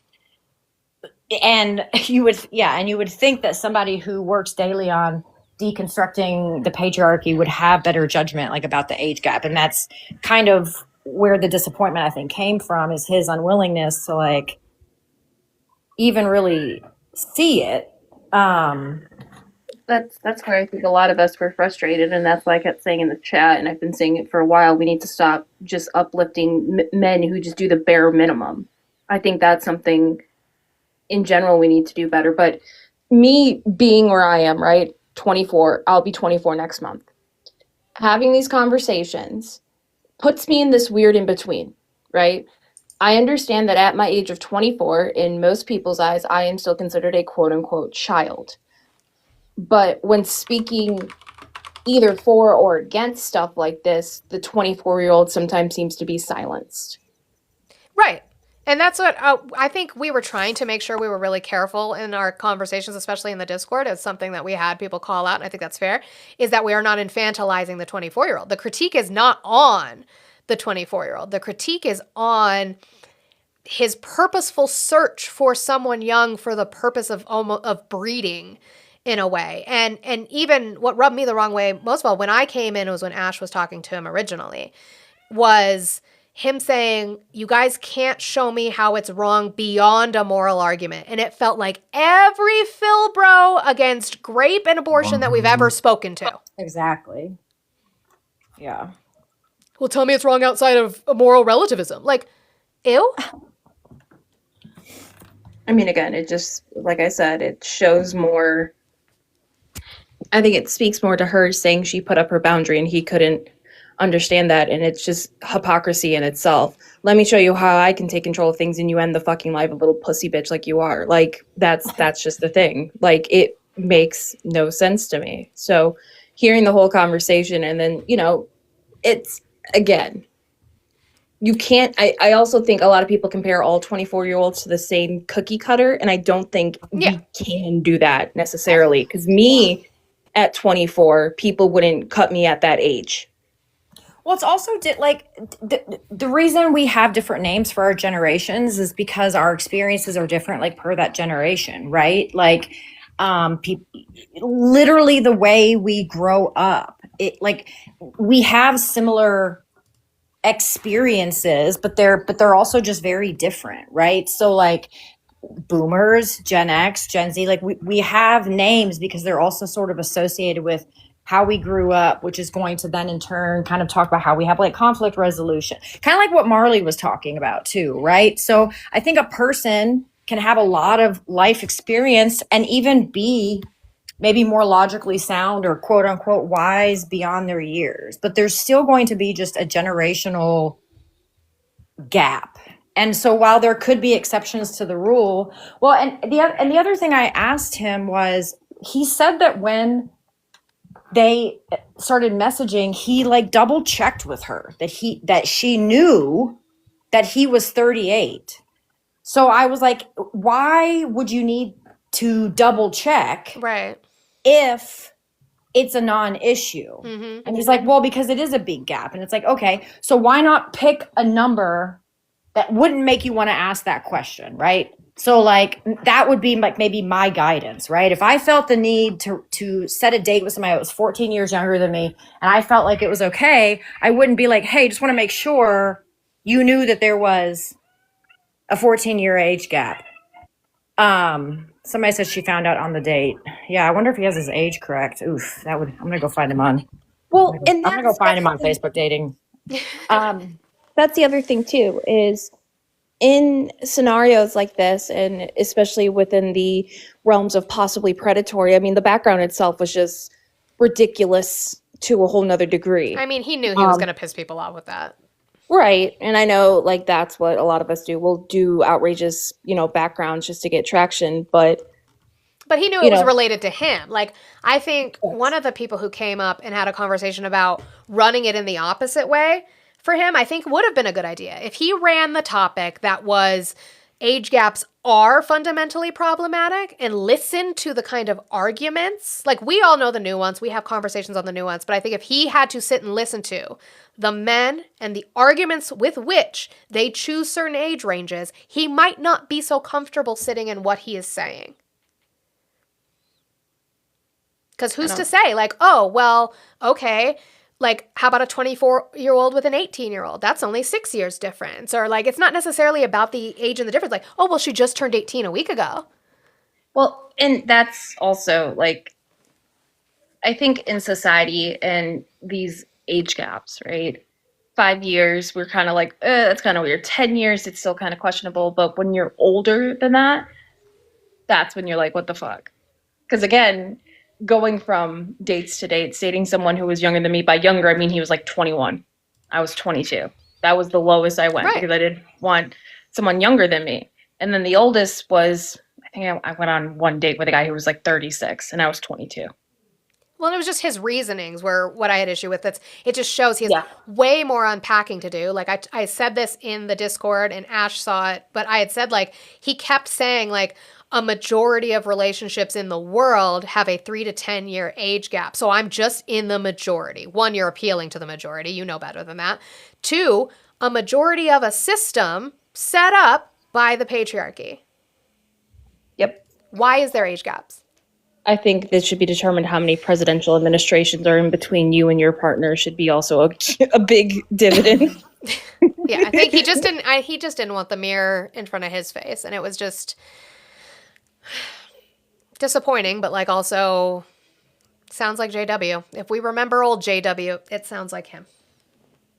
But also, I'm just not surprised anymore. I don't think there's anyone who could come out with some horrendous part in their background, and I would genuinely be shocked anymore. Shocked anyway. Yeah. Like, if it came out that Thick was a mass murderer, I'd be like, yeah, that sounds right. What are you trying to say about Thick? Thick has the voice of one. He throws soup cans at his enemies. Mm-hmm. I mean, I feel like if there was, I feel like it'd be pretty on brand. For the Superman Thick would be like a Dexter. It'd be very clean. You put some in Campbell soups. Sidebar: do you know how many times I have been told that I look like Michael C. Hall? I guess that's fair. I didn't think you looked like him. I think it's more like how you carry yourself if you were a serial killer, but not. I think you could have played a better teenage Dexter than adult Michael C. Hall did. I've been told like numerous occasions, at least when I had shorter hair and like no beard, that like, they're like, oh, you look like that Dexter guy. I'm like, you son of a bitch.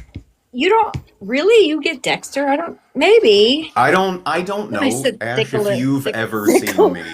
I don't know if you've ever seen me without a beard or short hair. Michael C. No, I haven't. I was gonna say you look more like Thor.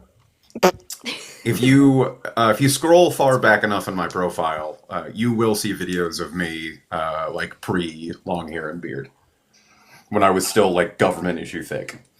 I guess I could see that.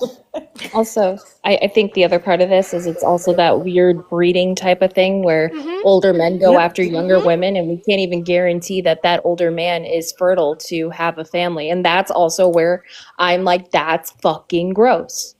Well, yeah, and he was just obfuscating. Like, nobody had a problem with him wanting a family. It was how he was going about it, that's your sole purpose. That was the first thing that I went up there this morning, was to kind of just like hone in on the one thing that he kept saying, which was, why are you saying it's a bad thing for a man to want a family? It's like, nobody's saying that. No. But the types of family that you keep saying you want, you could have with anybody. And it felt like, I think I had said it to him, it felt like FOMO, right? That he wanted basically to be able to look through the entire population of all women and pick. And that if he has to up his age, he's missing out. And he kept saying too about like, he kept saying about his 20s. I didn't get to date in my 20s. I'm like, well, tough shit. I don't know what else to tell you. That doesn't mean you date 20-year-olds. Yeah, That's I also didn't date a whole lot of like chiseled Abercrombie and Fitch 20-year-old models. Should I now go date a bunch of chiseled 20-year-old Abercrombie and Fitch models because I like lost out? No, like what? It doesn't make any sense. Yeah, it was a constant stream of him like pushing back against arguments that were not given to him in the first place. Mhm. Like, oh, you guys are just saying it's wrong that a man wants to have a family. Literally, no one's saying that to you. Literally, nobody. Many Nobody of us at have all. families. This You think we entire don't have time. families? And here's the Like, thing: nobody you can have up here has family told with you a that. 30-year-old. You can Well, I adopt. Yeah, think the biggest nobody's saying that it's wrong for you to want kids. We're saying that it's wrong for you to want to date them. The largest demographic. Oh yeah, right. The largest Jesus demographic Christ. of people having children right now are it's age 30 to 34. 2nd is 25 to 29. So like Right. even had still room there. And as far as like the safety measures and stuff go, that's just like another misogynistic Yep. talking point, probably also rooted in white supremacy. Yeah. Also, I mean, not I don't. The woman that he did go out with was a woman of color as well. Right. And it does add a lot of other layers, which well, Yeah, he there were mentioned layers. it. Yeah. He mentioned it to me, and I said I'm not like yes. I answered yes. That's problematic. I wasn't as a white person trying.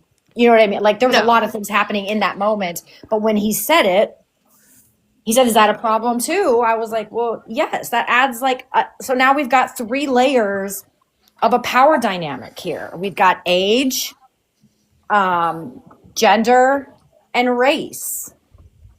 Like, Yeah, so, if we're going to be intersectional, we're going to be intersectional. but yeah, and again, I want to highlight it's not infantilizing young women. It's not. It's empowering and infantilizing and protecting or educating. Those are it is a hard line to balance, right? Like when men think they're holding women accountable, but what they're really doing is controlling, right? So like there was a lot of blurred lines that I think he was just on the wrong side of. Well, yeah, and I think that's where the nuance is. Like, I don't think there's necessarily an issue with an age gap in certain scenarios. If you meet somebody and you happen to like them and you spend more time with them and you find out their age and there happens to be a big age gap, but you met organically, I think that's completely different than like searching in your dating bio for a specific age for a specific purpose. Exactly. Like, I just looked, because I always remember, Harrison Ford is married to Callista Flockhart. They are 22 years apart. They met when she was in her like 50s. In her 50s? I think so. Like 40s or 50s. I also think that, like, fundamentally speaking, when we talk about like age gap relationships, and like I might not necessarily be the like other people might think differently than this, but I think that there is like a fundamental difference, like in terms of age gaps relationships, between like a 38-year-old dating a 24-year-old and like a 48-year-old dating a 34-year-old. Like there is a difference. There is a like I am not as remotely skeeved out by the latter as I am the former, because at least with the latter, like, okay, like I have this idea, and I mean, granted, as somebody in their 30s, realizing that, fuck, I'm the adult now, this may be the wrong angle. I just kind of assume that, like, men and women in their 30s, like, you have your shit more together than 20-year-olds do. I do not look at, like, I don't know, that can age be gap infantilizing, relationships. though, because there's Sure. plenty Well, of I mean, as a 20-year-olds who have their shit 35-year-old, together. as a 35-year-old man, I'm making this shit up as I go along. Right. Like, I don't have my shit together. That's for damn sure. And I But, just like, turned there- 30. I think it has less to do like a 20-year-old is in the thick of the experience, right? Sure. Right. When I was in my 30s, I was able to process and sort of understand like what my 20s were, right? Mm-hmm. So I think it's just more complex and nuanced than just saying like she doesn't get it. She's just in the thick of it. We all are. Every 20-year-old is in the thick of sort of figuring things out. Even if you figure things out sort of like according to that perfect linear, graduate high school, go to college, whatever, right? Like it's still, your 20s are a decade, in my opinion, that are not comparable to any other decade typically speaking, when it comes to experience and learning, I think people who miss out on that decade and have to learn it later, that's an exception to the rule. But I refuse to say that a 24-year-old and a 40-year-old are the same. Sure. And I don't think that it makes the 24-year-old immature. Well, obviously she got it because she ended it. She got Right? it. Yeah. She knew it was weird. And I think like there's not gonna be a magical number where it's like their age gap is right or wrong. It's like we've said, it's nuanced, it's complex, it's gonna come down to the people and their experiences, because there are plenty of reasons that an age gap could draw people, or not an age gap, experiences could draw people with an age gap together for one way or another. But I also think, as I'm coming to learn in my 30s, as I'm now in my mid 30s, time moves differently for us in our 30s. It does. And I'm 100%. assuming 40s, right? Like time is different. And so that also is why I think those age gaps as we get older is less so, because it's just like 10 years when you're 30 is very different from 10 years when you're 20. It's weird. I agree. The thing that I like. Happy birthday, Moni. Thank you. Oh yes, really quickly, everyone. We now have like 230 people who jumped in for this juicy conversation, but it is Monica's I birthday. did not mean to spill the tea, but it is my birthday. Oh, happy birthday! And this isn't necessarily like the best conversation to be doing this. Is just why I'm going to do it for her. Can we at least, if you don't have coins to share, get those likes moving for her to show her some love? But if you do have some coins to share, it's her birthday. Now's the time to spoil her. Please continue. I also just think it's important to and like, don't get me wrong, I like, great for JW of always like have been preaching about doing the work, because like it's good that you're saying it at the very least, but clearly we need to do some more. Like even if there was nothing else like problematic with like the concept of an age gap relationship, it's still incredibly important to recognize that, like, given the structures that are in place, like in today's society, it's, and I am not trying to speak for like the women on the panel by any means.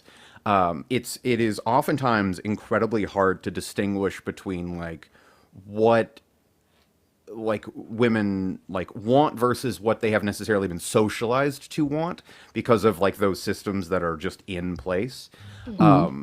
So like, and when I say that, I mean that like society writ large sort of says, like, all right, 24, 25 years old, that's when your value peaks. Like, you should be flattered that an older, successful man is, like, interested in you. Like, being mature for your age is a compliment. Like, that sort of shit. Vic, that's what I was going to say. And I want to say I agree with you. And I won't say that you're speaking for everybody else, but I agree with you when because I wanted to say that, like, especially in our society and what it's built around, it's important, right? If we lived in an egalitarian society or a matriarch, we might not have the predator issue. You know what I mean? Like, if we didn't live in a society where this was an issue, or we saw this in history and we use the exchange of women, you know, for brides, for land and money and etc. If we didn't have a history of this, then it wouldn't be, you know, the same way that when we talk about race, right? We have to acknowledge the history and how things are built. All these things are built on these power dynamics. And I think that's... I agree. And I just think also, like, the person you enter your 20s as is not the person you leave your 20s as. Oh, God, no. No. Like, I can't think of a decade of my life outside of like childhood that I've had more growth. And I say this as someone halfway through my 40s. Like, you continue to grow forever, but you change so fundamentally in your 20s that pursuing someone in the middle of that change, that period of change in their life, as someone nearing 40 it just screams predatory. I think my biggest my biggest like issue, and granted, there's a whole lot to take issues with over like that whole shit show of a fucking life. Like my biggest issue isn't even that he like, because again from an ethical, and when I say ethical framework, I mean like purely legal. There's nothing ethically wrong with him dating a 24-year-old. It's perfectly legal. Got it. Great. Cool.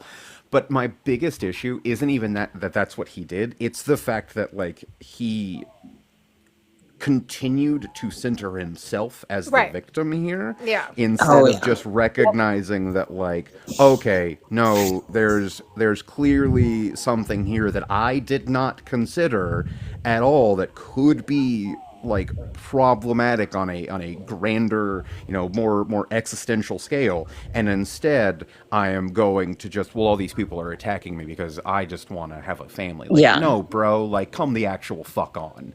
And the moment the coddling stopped and people weren't, well, JW, I know you didn't mean to, come I came off in fucking with. swinging. Like, No, fuck you that came, shit. you came in swinging, and Ash came in swinging. But like the moment he wasn't being coddled, you saw the change.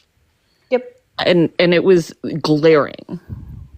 Yeah, and but that was what was so frustrating, is that like I felt after the first conversation, I just felt like like it was a slap in the face, and I was trying to be really like I was probably coddling him. I mean, and what's interesting is that I know why I interact with men the way I do. I know why I interact with men sometimes when I'm dating.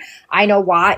I have internalized misogyny and sometimes placating or knowing how to tiptoe around somebody to get them to stay in the conversation, because we all knew what was going to happen, and every time, right? And so the pushback, it's like the pushback can only go to a certain point or they're going to end the conversation. Right. And so it's frustrating. And that's kind of why I was like, listen, I gave you a chance. I came in again this morning, but like by round 3, I was like, motherfucker, like you're not listening. And now you're lying and you're shifting this. And that made me angry. Like that made me angrier than anything. I was mad and I was disappointed, but I was trying really hard to stay in a place of like disappointment. But like, I think that's, again, I mean, I don't want to get like too far into it, but when white women coddle, it causes problems. And I think that I even reached out to somebody that was on the panel the first time who was really, really like pushing back. And I reached out to make sure that like I apologized because I felt like I was coddling a little bit. It's a group effort in a way, but like, I don't know. Like maybe people like him have to be pushed to the point of watching them explode. I don't know what's more beneficial, like a long, lengthy conversation where they eventually get it, or just being like, listen, dude, like I'm not doing this for you anymore. Well, and I think the initial conversations, I wouldn't call the initial conversations coddling. I think that is somebody. There were a couple. No, there were a couple. But I would say, like, when I was listening to, like, Ash trying to get to this point with him, I think that's coming from a place of a conversation I would have if Thick was doing this, or people I know, not like strangers we meet on the internet, but people that I've had previous conversations with, where I'm like, dude, like, you've said these things yourself. You have the tools. What are you not seeing? I don't think that that's necessarily coddling. But I think it did get to a point where it's like trying to hold his hand on something he knows fucking better because he's argued fucking better, obviously has more work to do. So then it's like, yeah, no, come in and fucking crash out on him because he was all over the place trying to defend it. He really was. And listening to him say, like, I thought it was interesting that he focused so much on his desire for biological children, but not on his desire for a fulfilling partnership. I saw a comment down there that said this Thick would date someone that's 21. This is just an act. I've dated 2 women that are younger than me. One of them was younger than me by like a week. The other one was younger than me by like 2 Wait, years. isn't your girlfriend like in her like mid to late 30s? She's older than me. Yeah. I mean, we're both in our 30s, but But again, she's for me, older than it's not the Like, age. okay. It's not the age. I think there is an inherent feeling that we get about age because we are so used to having conversations with people that are like the barely legal crowd and want to excuse that. And I think that that's a To thing. be fair, But I don't think it's an inherently. It wasn't that. It was his reasonings for me for It's the why he was reasoning. searching Right. so young. Right. Actually, no. Can I hold on? Can I add something real quick? Yeah. Right, because we're talking about this. Being someone who's 24 and I'm in a relationship with someone who is 33, right? Some people would turn their eye to it because that's about a 9-year age gap, right? Would I say that most 24-year-olds shouldn't date someone older than them? I don't think so. I think a lot of it comes to, like you said, it's how it's growth. Because again, I wasn't seeking out someone who was older than me. Manny wasn't seeking out someone who was younger. Hold on, let me walk over to him so he can also I was gonna say, you're walking over to confirm, or no. Would you like me to jump up on the panel? I don't mind. I know who I am. Like Right. I don't. First off, I'm not on any dating app. So if anybody would like to search up my name, I can give it That's to you. My crazy. full government name. We I'm have not on other any- issues. Right. I am not on any dating apps. I've never participated on dating apps before in my life. But no, I do not search out. I did not search out anybody on this specific app either. No. I ran into Olive's live after going through Patrick's live once Patrick ended, for those that know. And then I saw Olive, and then I ran into Steve's, and then I ran back into Olive's, and then I got up on Olive's live. And from then we were talking prior to even like dating. So Like we had conversations and stuff like that. But again, this is where I'm in this weird medium thing because do I agree in some senses that someone my age can't make decisions for themselves or would be more influenced? That's fine. But I think a lot of it when they are sought after, no, not sought after. right. You should not have your age be 24. The seeking after the younger. Correct. I don't even think it's that. I don't even think it's that necessarily. I like is like I don't fundamentally speaking, right? Fundamentally speaking, in terms of age gap relationships, as long as like both parties are consenting adults, realistically, from just like again an ethical framework, there is nothing wrong with them. What I take grievance with specifically is when the party in the relationship, be it a man or a woman, does not recognize that power dynamic exists and that like they go, well, you know, there's nothing wrong, like there's understanding that it exists and like recognizing like yes, power dynamics can be abusive and like they can very much like become like problems in and of themselves. Like refusing to acknowledge that is frankly the fucking issue, especially with the shit show we just came out of. Because like all of my relationships, barring a couple, have like I have like historically dated older women. Like that's just it's been my type. I have a thing for women in positions of power. Don't fucking come at me. Don't attack me. It's all coming together. Don't just shut up. Shut up. I know who I am. I know who I am. Never saw that. I know who I am. But like, it's recognizing that. It's recognizing that the power dynamic even fucking exists. That like, you need to understand, regardless of whether or not you are dating someone who is older than you or whatever. Like it's like that's fine, but you still have to recognize that like, okay, there is a system that exists here, and I need to acknowledge it. I came up because I wanted to kind of make it, clear that I understand your position, Thick, and everybody's position. And for someone who is currently dating someone there's 8, I just rounded and say 10 because there is that weird monthish in between, right? I just rounded and say 10. I don't hide from it, but I want you guys to understand that we had this conversation not only prior to us getting together, but we had this conversation literally today about that age gap and what that means. And I was trying to explain to her that the conversation around this is going to go from a life experience gap, and it's going to always play into manipulation and power and a power struggle, right? And when asked, Olive specifically asked me, do I feel like there is that? And I say, I don't. But I can't be the barometer of whether or not that exists. That's why we have to rely on our friends. The fact that you understand that it exists, though, is like already leagues ahead of where we just fucking came out of.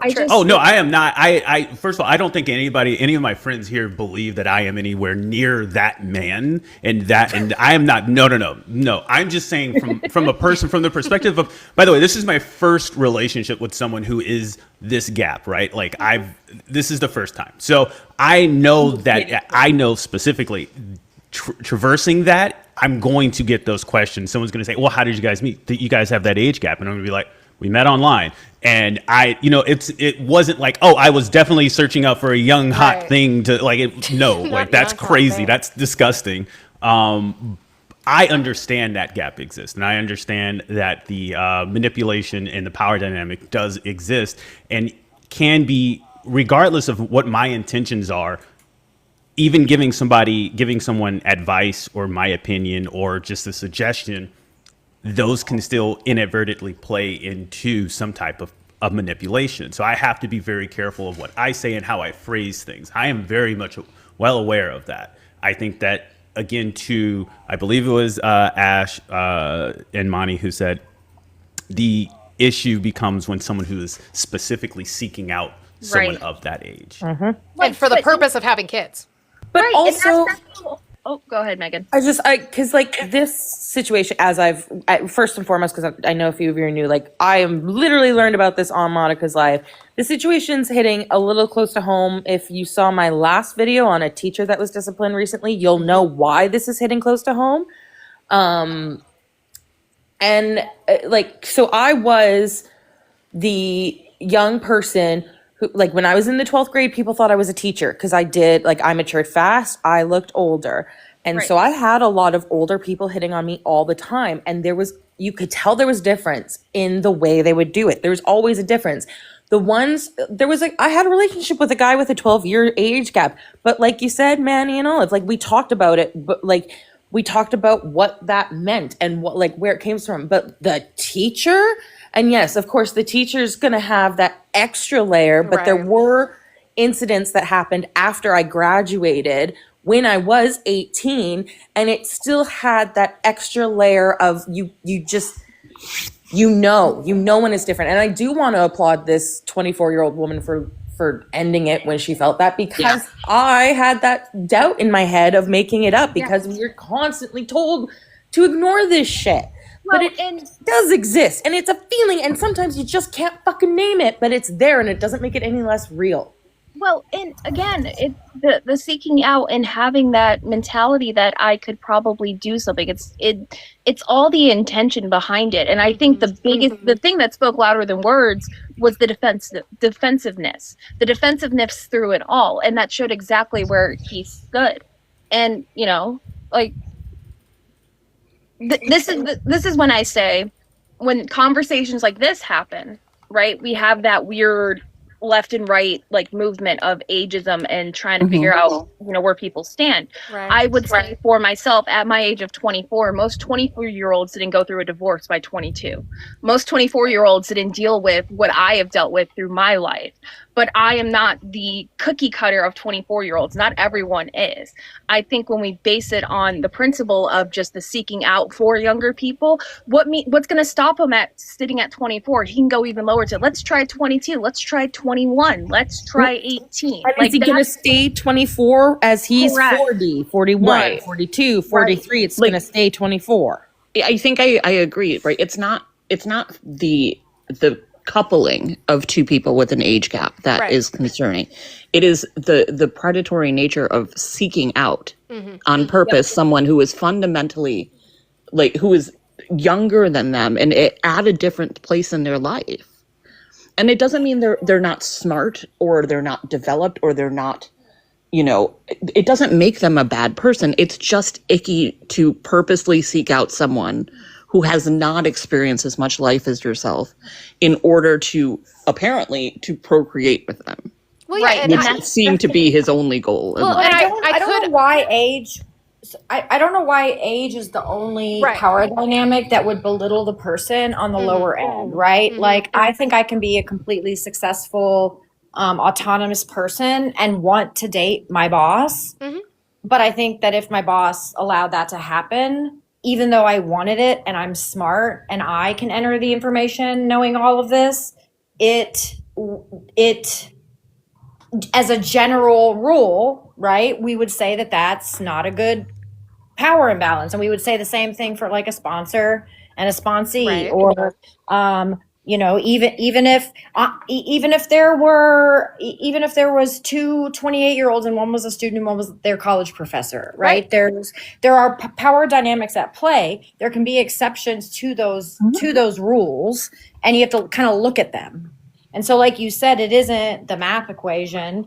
And I think, like I said, right, like 9 years, I think that's also very different than 14 years, right? True. I mean, 5 years is a lot. So there are a lot of things that and I could be wrong, but did anybody who was not obviously the trolls in the comments, but anybody who was having a genuine critique conversation with him, was anybody telling him to break up with her, or were they just saying, look into what you're doing? I think it seemed to me that if you take the trolls out of it, right, people were genuinely trying to get him to just think about like the ramifications and the reasoning and maybe internal motivations behind his actions and his choices here. No one, I think, started off trying to disparage him or call him names or hurt him in any way, but not at all. I think that like we are constantly shown this and we keep reverting back to it, but we have to stop centering and celebrating men who barely clear the bar. That fucking part. Stop coddling men. This has been an issue for months at this point, and I have gotten a lot of pushback on this. When I make the statement "stop coddling men," so many other women get pissed off at me. Well, we're not coddling. We're guiding. No, the bar is in hell. The bar is in fucking lower earth, whatever the fuck we want to say. And all we do is we continue to uplift the men who are, I'm changing myself. You still have you still have misogynistic tendencies.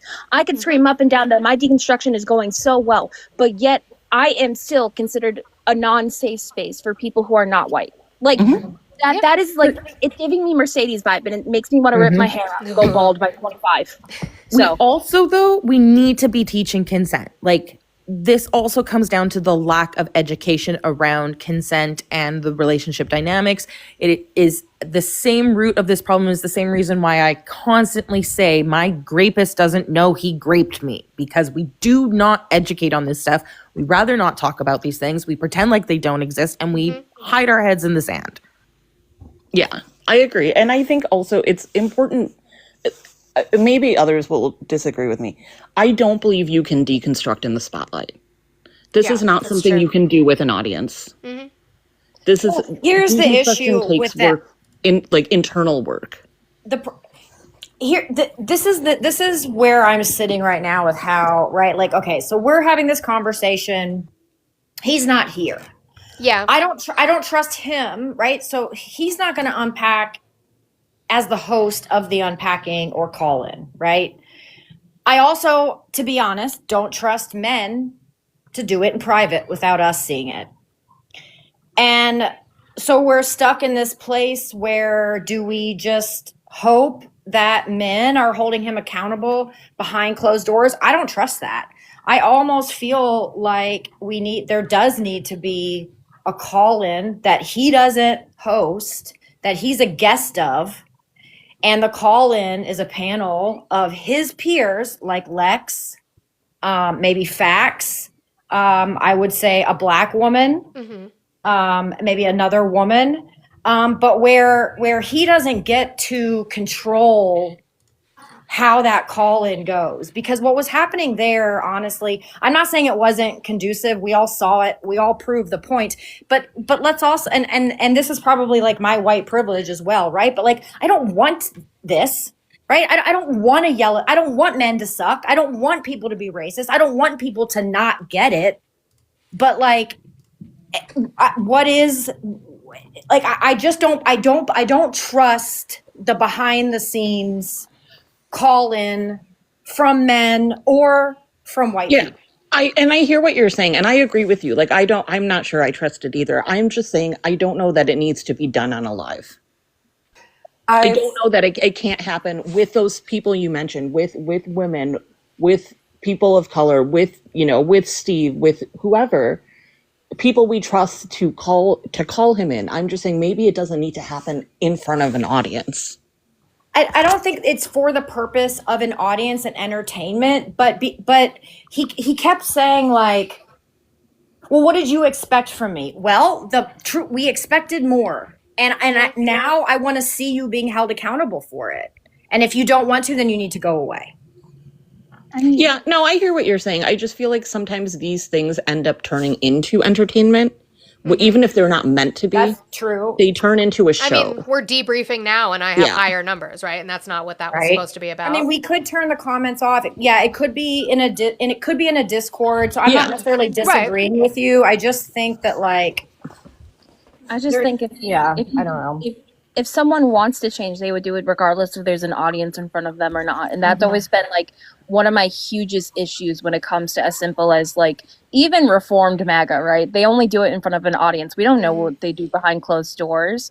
People who want to change will actually show change. And this is when I have said since the dawn of time that if someone's actually going to do change, they're going to take time to step away and do it. And then they come back and try to see what things happen. I mean, we've had conversations about people here and there.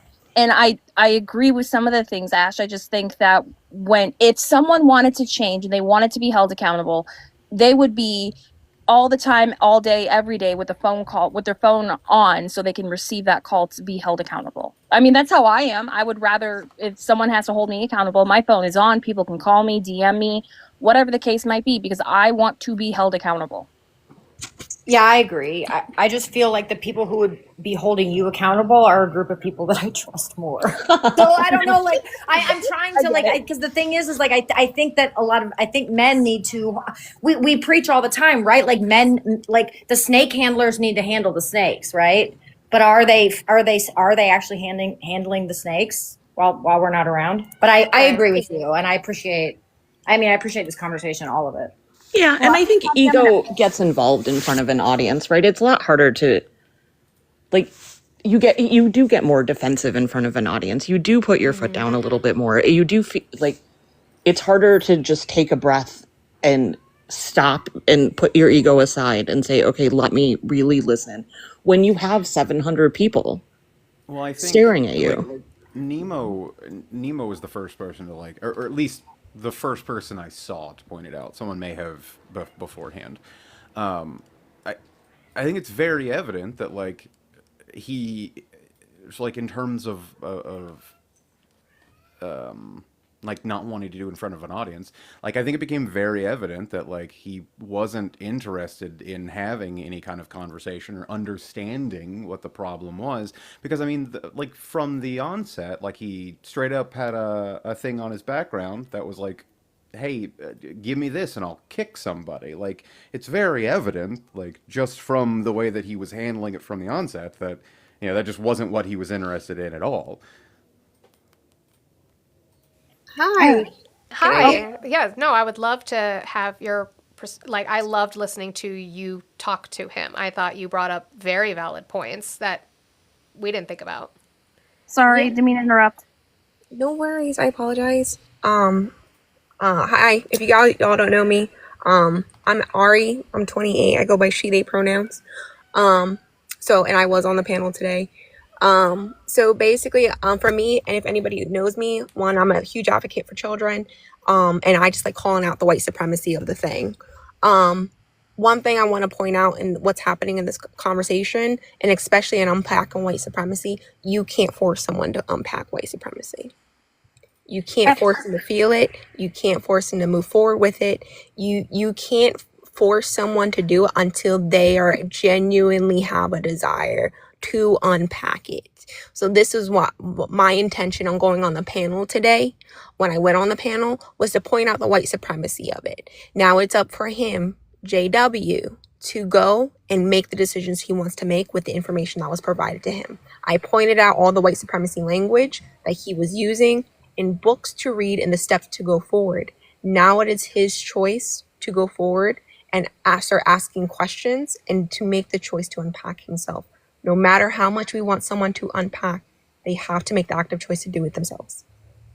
And I think some people, when they're going through the unpacking process, they get to a point of comfortability, and they don't feel like they have to step out further. Mm-hmm. And I think this is where we reach that weird point of like people saying, "Well, I've done all I can do." Like, no, dude. Yeah, and that's the point, and that's my frustrations, especially if y'all don't know, I'm Black. That's my frustrations with a lot of people in white supremacy, that people hit a point and they feel like they're done unpacking. You're never done unpacking. Mm-hmm.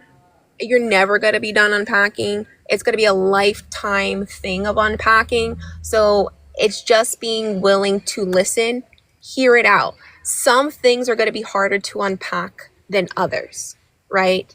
And so especially when you are so embedded in white supremacy as a cishet white man, there's going to be things that give pushback. That's why anything he was saying today, I wasn't really mad at nor surprised. He's a cishet white man. I don't have high expectations of men. I don't have high expectations of white people. I don't have high expectations of cis people.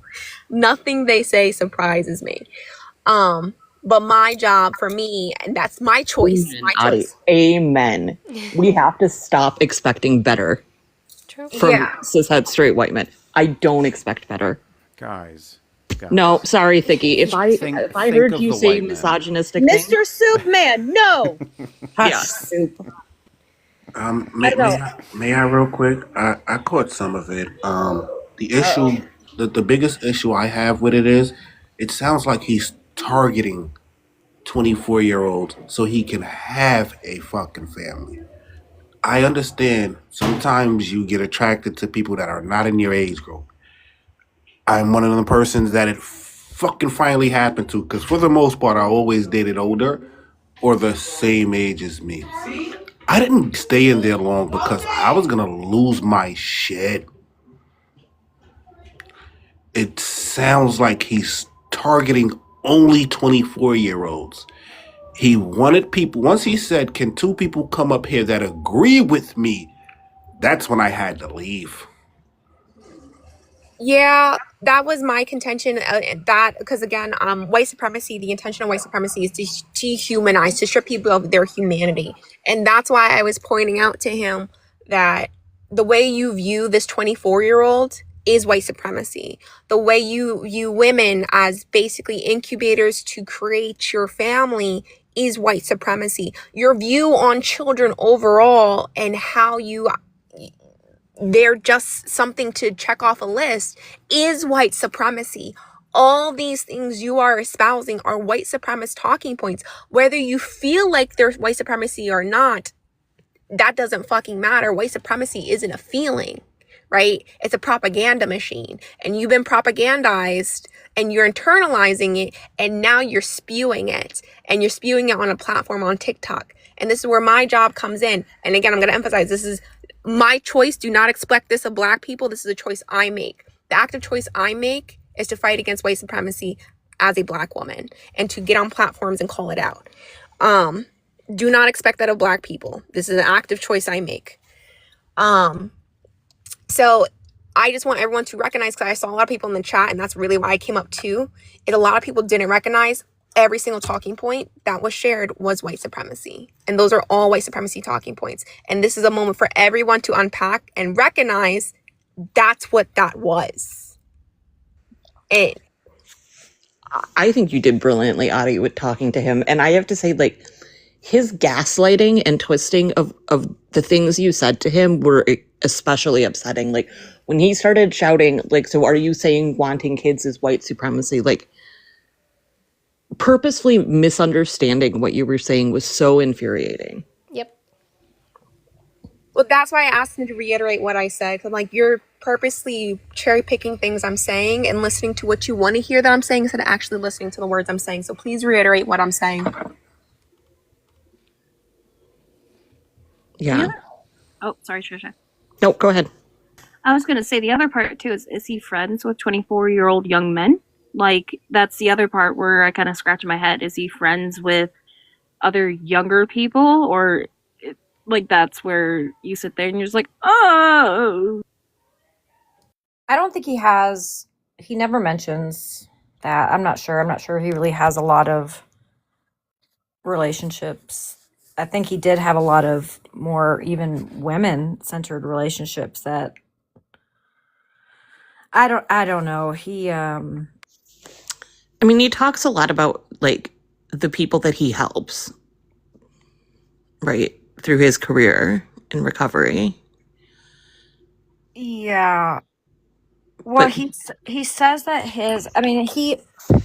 did all the things. He threw everything back in the face of the people who were trying to hold him accountable. I never said I was a woman's advocate. I'm only trying to help men, right?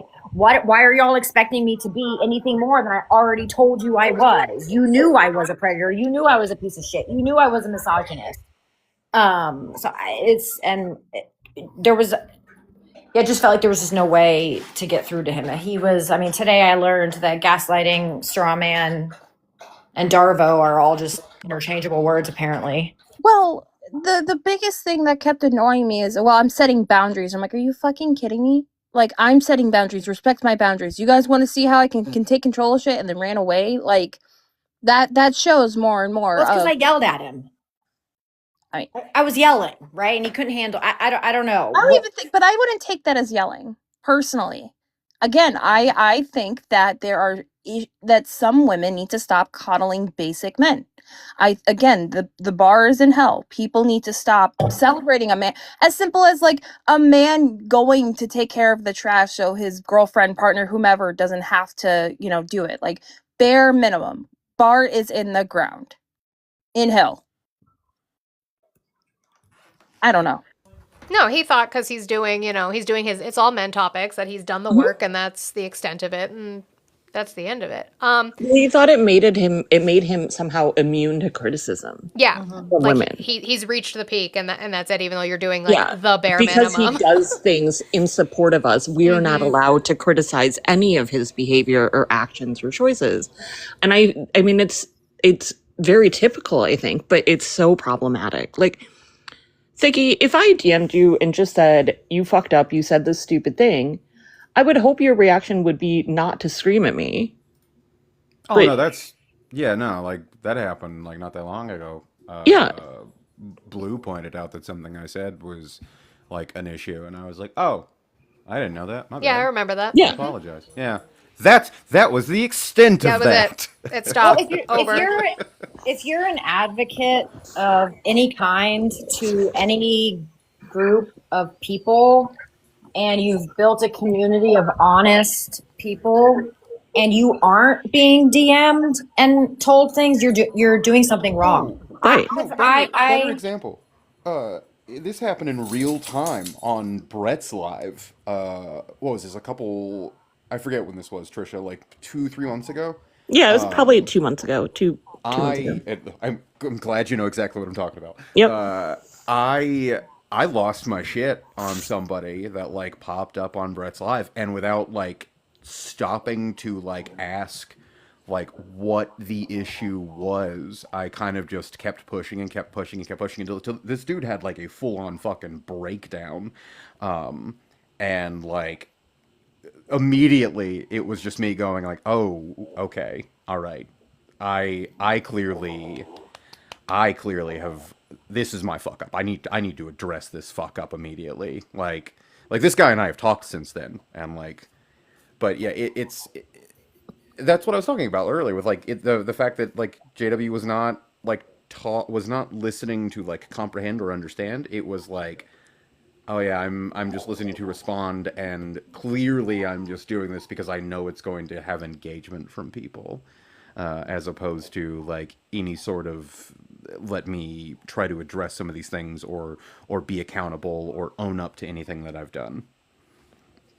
Yeah, I mean, in the end, he makes money on the backs of women, on purporting to be an ally, a protector, and somehow he thinks that makes him immune to poor behavior or to being held accountable. And I just, Yeah, I mean it's like, and that's why like anytime that I've ever run like a similar live to that, and I like Kristen and I have talked about this, and at first I felt like a little torn about not allowing women up onto my panels whenever I do that, because one, I don't. I've always felt very weird about like capitalizing on this app anyway, because it's just it feels very odd to me. Not to say that there's anything wrong with it. It's just I don't need it. It feels strange to me.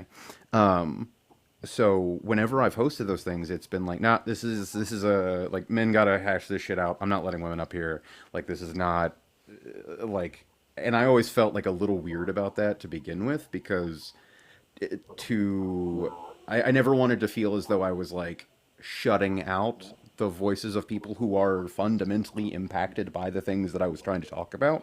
But I also did not want to not necessarily like force women to do work that they'd already been doing, but I've seen how men react in those panels to women when they're trying to address those things, and so I didn't want to create an environment where like that sort of thing was perpetuated because it is like frankly like it's my job to like deal with what I can deal with, if that makes sense. I'm trying my best to word this. The tricky part with all this I need people to hear and understand is when you're talking about that, it's again, I'm sorry, I keep saying it, but it's the white supremacy, but white supremacy is the expectation of labor. And the difference is though, right, is when someone wants to do it versus the expectation to do it. That's why I said earlier, and I gave the disclaimer, that for me, it's my choice to get on panels as a Black woman and educate and say the things I do. And that's the difference because I want to do it. Should you or anybody on this panel that is white expect me to do it? The answer is no. You should not expect me to do it, right? That's totally valid. And if I phrased that in a way where I was like, yeah, whenever I've like hosted those lives, it's not necessarily that like I have like tried to cut off that expectation or like imply that I thought the expectation was there. It was more just I don't want to like how do I phrase this? I hear I don't misconstrue. I'm not coming at you. Actually, I agree with Oh no you. no, Yeah. I'm not saying that you are. It's as someone with ASD, a lot of times like when I'm trying to fucking like figure out how the fuck I'm Do gonna you phrase see something. it sounds like you're creating a space where somebody doesn't feel obligated or like they need to have to, and you want to create a space where you sort of want to be able to try to do the labor that somebody should not feel like they have to. Is that what you're saying? I think that's probably a better way to put it. Yeah. And Okay. I think those are healthy spaces, and it's just making sure that there's the availability for those who are marginalized to speak their truth. Because at the end of the day, white people need to hear from Black people, right? And so that means sitting down and listening to Black people who want to talk, right? And that's the difference. Want to, not have to, that want to speak. And the same thing happens with men. Men need to sit down and listen to women who want to speak. Not that they have to, that they want to. Because at the end of the day, in unpacking patriarchy and unpacking white supremacy and unpacking racism, all you're gonna do as a privileged group is create racism light. Diet racism, like diet patriarchy. I have no interest in diet patriarchy. I have no interest in diet racism because you don't know what you're unpacking. You don't know what you're doing. You don't know the experiences of those you are oppressing. So thus you must listen to be able to get the full extent to fully abolish these harmful systems. Well, and I think that's kind of why I was like, so I'll just say I'll just say like I saw a message like from a man saying like, let's leave this to the men to bring it up, and I think women shouldn't have to do this, and I think like I agree with that statement half-heartedly because I think if a woman wants to address JW, they should be able to, but I agree that men should hold him accountable, and that's kind of why I'm stuck between if they are, but Audie, to your point, doing it in public, like if he's not ready, like maybe those conversations should be happen behind closed doors until he is. I don't know. I'm still learning, and that's all I can say is I don't know what the solution is. I think it's sorry, Ari, go ahead. No, I was gonna say is my point is, Ash, with that, and why I said that is because it already happened. Like any information that could be shared with him, You're right. has been shared. Yeah. Okay. And it's his choice now on what to do with that information. I gave book recommendations on top of that. I gave 3 book recommendations, and I gave them in actually a very strategic order on how he should read those. Those authors, two of them are by the same author, Bell Hooks, who's a Black woman, right? And that the task has already been given, right? And it's his job now to take the information that's been presented to him and decide what to do with it. So the job is done, right? We don't have you don't have to keep trying to find out more because it's his choice on what he wants to do. We cannot force people to unpack. You can't force people and say unpack your white supremacy. They have to make the active choice to do it themselves. So not on unpacking, but like this morning I woke up to a screenshot and him with that background, right? And now that this conversation has happened and you did the work, right, and gave him this information, what is the best thing to like ignore him? I mean, and pardon me like for asking such silly questions, but like what happens when these people continue to show up and do those things, right? Like do we go up there? Do we continue to challenge him? Do we try to not give him a platform? Like or do we mind our own business now because it's up to him? It's not my job as a woman to tell other women on how they fight for their liberation, right? Okay. How other women want to engage. If other women want to stop going to his panel or stop frequenting his lives, that is their active choice. If there's other women who want to go hold him accountable and sit in those comments and ask for accountability, that is also liberatory, and that's up for them to decide, right? This is where everyone goes and makes their own active choices on what they decide is best for them and how they want to liberate themselves.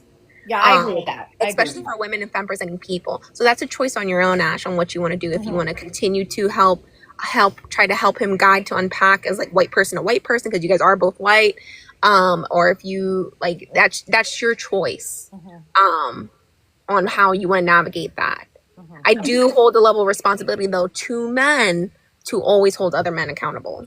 Right. And I don't know. I might be on a different idea. And this is where I sit with the idea of coddling men who just do, simple things. And even in a mistake, well, I know you didn't mean that, so let's do better next time. Like as if that's just supposed to be an excusable thing. I don't want to sound malicious and be like, everyone unfollow and just continue that way. Unless he wants to actually change, he would reach out and try to figure out ways to show he's changed. But maybe I'm just different about that. And maybe I'm just always like more, I don't know, I have to see it to believe it kind of deal. I don't know.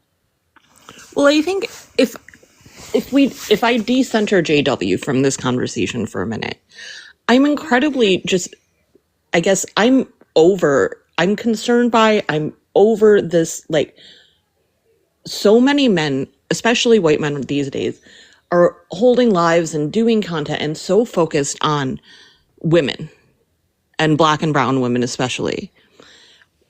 I'm eager to see men talk about men's issues.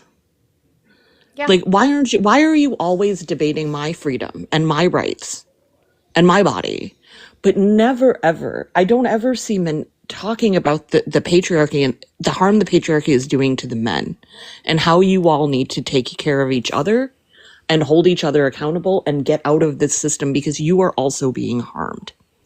It feels like I'm being used as cover because it makes money, it gets views, but it doesn't ever change anything because the problem was never women. But this is the thing with the oppressor group in all, like I talk about it with International Women's Day. I talk about it with Pride events, right? When they say there's no International Men's Day. There is. Y'all just don't plan anything for it. Do you think men are planning International Women's Day? No, women are. Same thing with Pride I was Parades. like, it was men's national health. It's in November. It's November 19th. Guys, Yeah. guys, we But- all know that the day we talk about International Men's Day is on International Women's Day. Yep. True, Yeah. right? Every time. Same with Pride, right? Why is there no straight Pride parade? Well, go fucking plan one. I'd love to see you do that. That'd be Go such a throw boring it. parade. That would be such a just boring also, I parade. want them to know, like, as a festival planner, I want them to know the amount of work and labor that goes into this shit. So go fucking do it for yourself. Like, we're not doing it for you. That's the thing that infuriates me with them all the time is they want the space for it. They just don't want to do the work to create it themselves. So, ironically enough, I'm not sure, but the whole reason that I went up on JW's panel the other night when all this started was because about a week prior, I had been trying to figure out some things to do on my live, right? I have men who often come up on my panel after a bad man comes up, or they request when the bad man is up there. And then they want to come up and say, like, what a bad guy. Like, we all need to fight, that they use women's spaces, right? And they sort of rely on men being bad to then show up and say, that was bad. See, I'm good because I'm calling out the badness. Smart. And so I was like, I just would really love for men to like, and so Lex's name got thrown out to me as somebody who holds these lives and doesn't and will not talk. He doesn't like talk about abortion. He really only strictly talks about men issues, how you can be a better, and he's like a therapist and et cetera and all that. And, and other people had thrown out JW's name. And I was like, well, and I didn't go to JW first or whatever. I went to Lex. So Lex and we had already planned this live to where I just was going to host it. And the idea was like, men, stop coming to women's lives where we're talking about things and joining our panels and go do the work. And so it was kind of ironic how that all happened. But I went up there to literally talk to JW about like I was just like, oh my God. But then we had that live and it was a really good live where just, in a way I centered a man. But kind of like Adi was saying, like I decided to do this. Like I wanted to give, my platform. We tell men this is where you need to go. This is how you need to do things or whatever. So it's just kind of ironic how that all like unfolded and happened at the same time. But just to piggyback on what you were saying, like men do like it's a hard balance, right? Men teaching men, but but when are you good enough to start teaching men, right? And it's I don't know the exact answer to that. Honestly, even with that, like so many, as somebody, half of the time I've taught myself. I figured it out myself. I picked up the books. I Googled. Well, that's what women do. It's what, just for clarity, I know you didn't know, sorry. It's non-binary. I'm not a woman. Oh, I'm so sorry. I'm so sorry. No, it's okay. You didn't know, and we're good. It's just my tone will always change. No. Anyway, Thank you for sharing.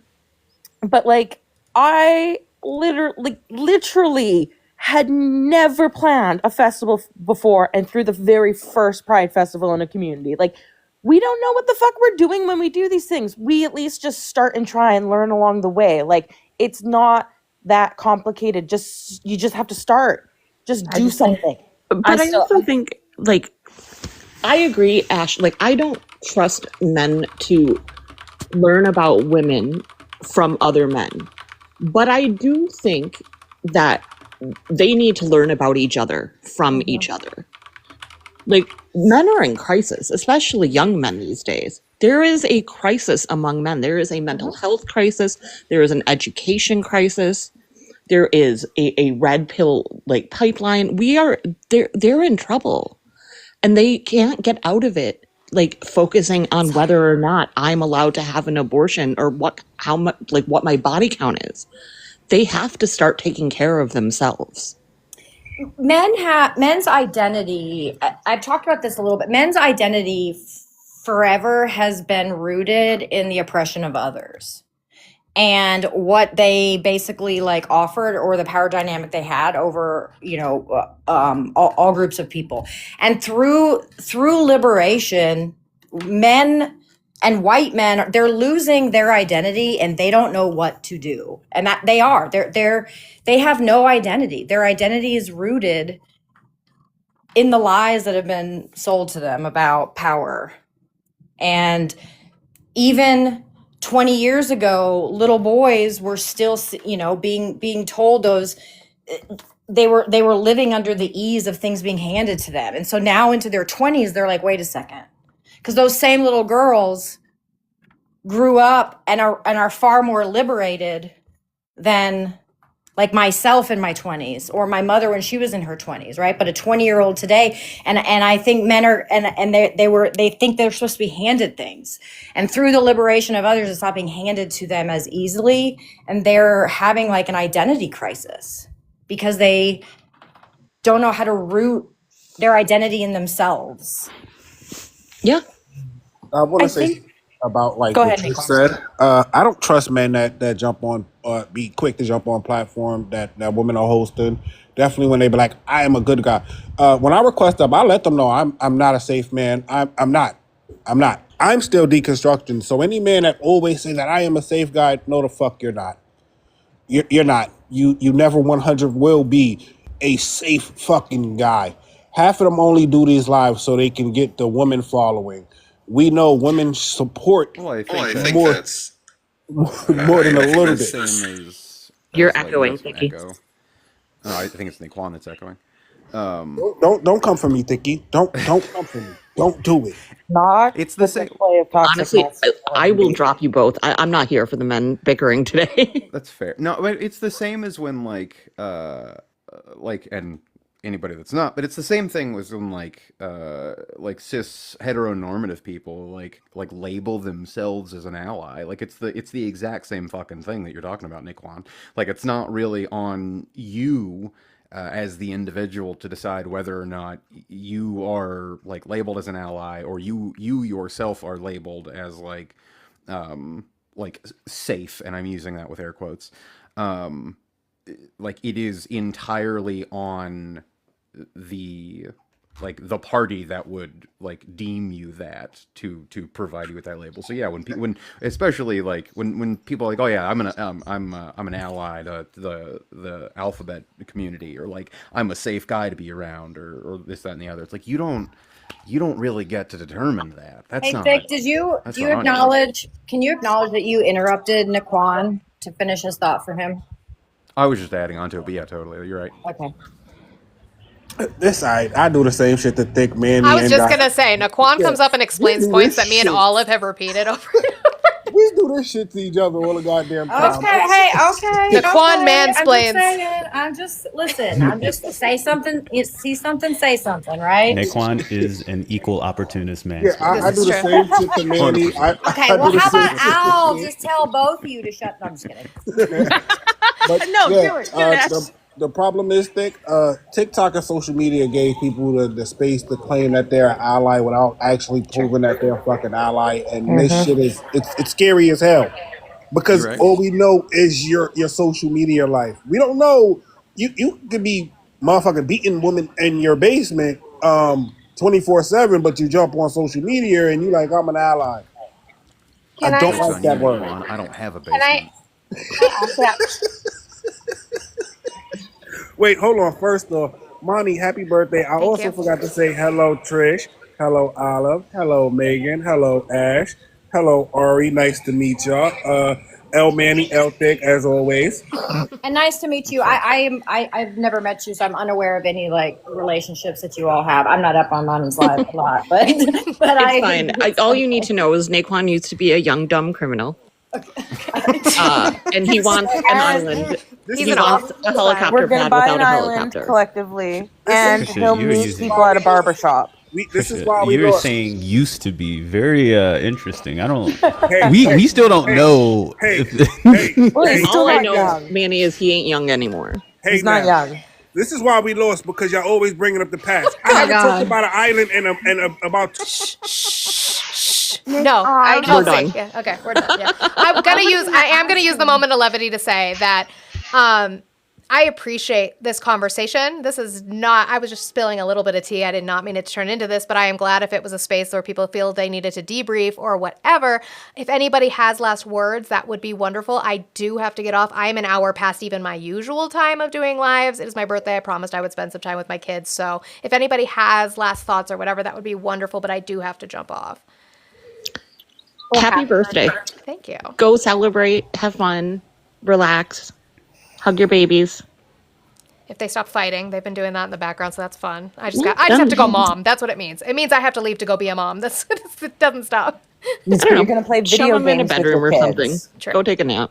Yeah, that too. You can do that with kids, right? Happy birthday. Thank you. Happy birthday. Happiest of birthdays. I just want to finish on this note real quick before I drop. Safety is a lie. There is no such thing as safety. It's an illusion under white supremacy. We are all harmful, and we just strive to be safer every day. Even for me, I can do lateral violence onto another Black person. So even within my own group, I can cause harm. So this notion of just safety overall, I think just does more harm than us just recognizing that we are all harmful and we are all unsafe, and we should just strive to be safer. Is more the language you should be using. Allyship does not exist. None of that exists. Safety is just a word used by white supremacists to exclude people from spaces like trans folks. True. No, thank you. And thank you for the education on that. Really appreciate it. Yeah. Happy birthday. Have a good one, everyone. Thank you. Bye. Yep. Olive, Maddie, Thick, all of you. I love you all so Love much. you. Friendly reminder for the people who go in our same circles. Tomorrow morning, Blue will be going live. I posted a video about it on my page. I will no longer be going live from 8 until when Monica goes. We're all going to go over and support Blue, a great content creator who's going through some hard times. So if you guys want to see me tomorrow morning, you have to go see Blue. Yes. Because we are starting the blueprint, as we are calling it, for this moment. And then we'll be back to your regularly scheduled program on Tuesday, where Blue will still be going live, but Monica will also be there. I just want to make sure everyone is aware we are getting to the holiday season, and I want to make sure that we are continuing to support people that need the assistance.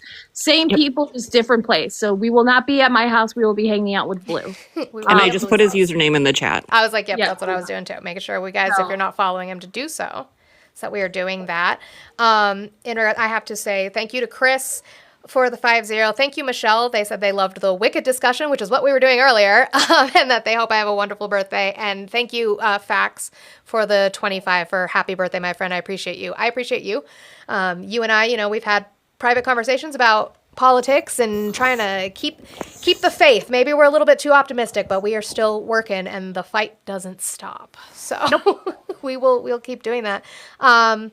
Yes, thank you guys. Thank you everybody for being here. I appreciate you. I love you all. I am so thankful for everything that you guys all do within the communities that you speak with, depending whatever those topics are.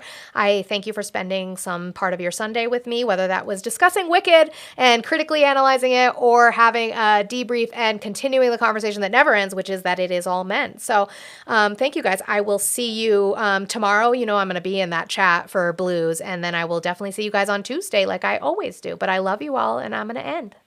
Love you. Happy birthday. Love you. Happy birthday. Bye.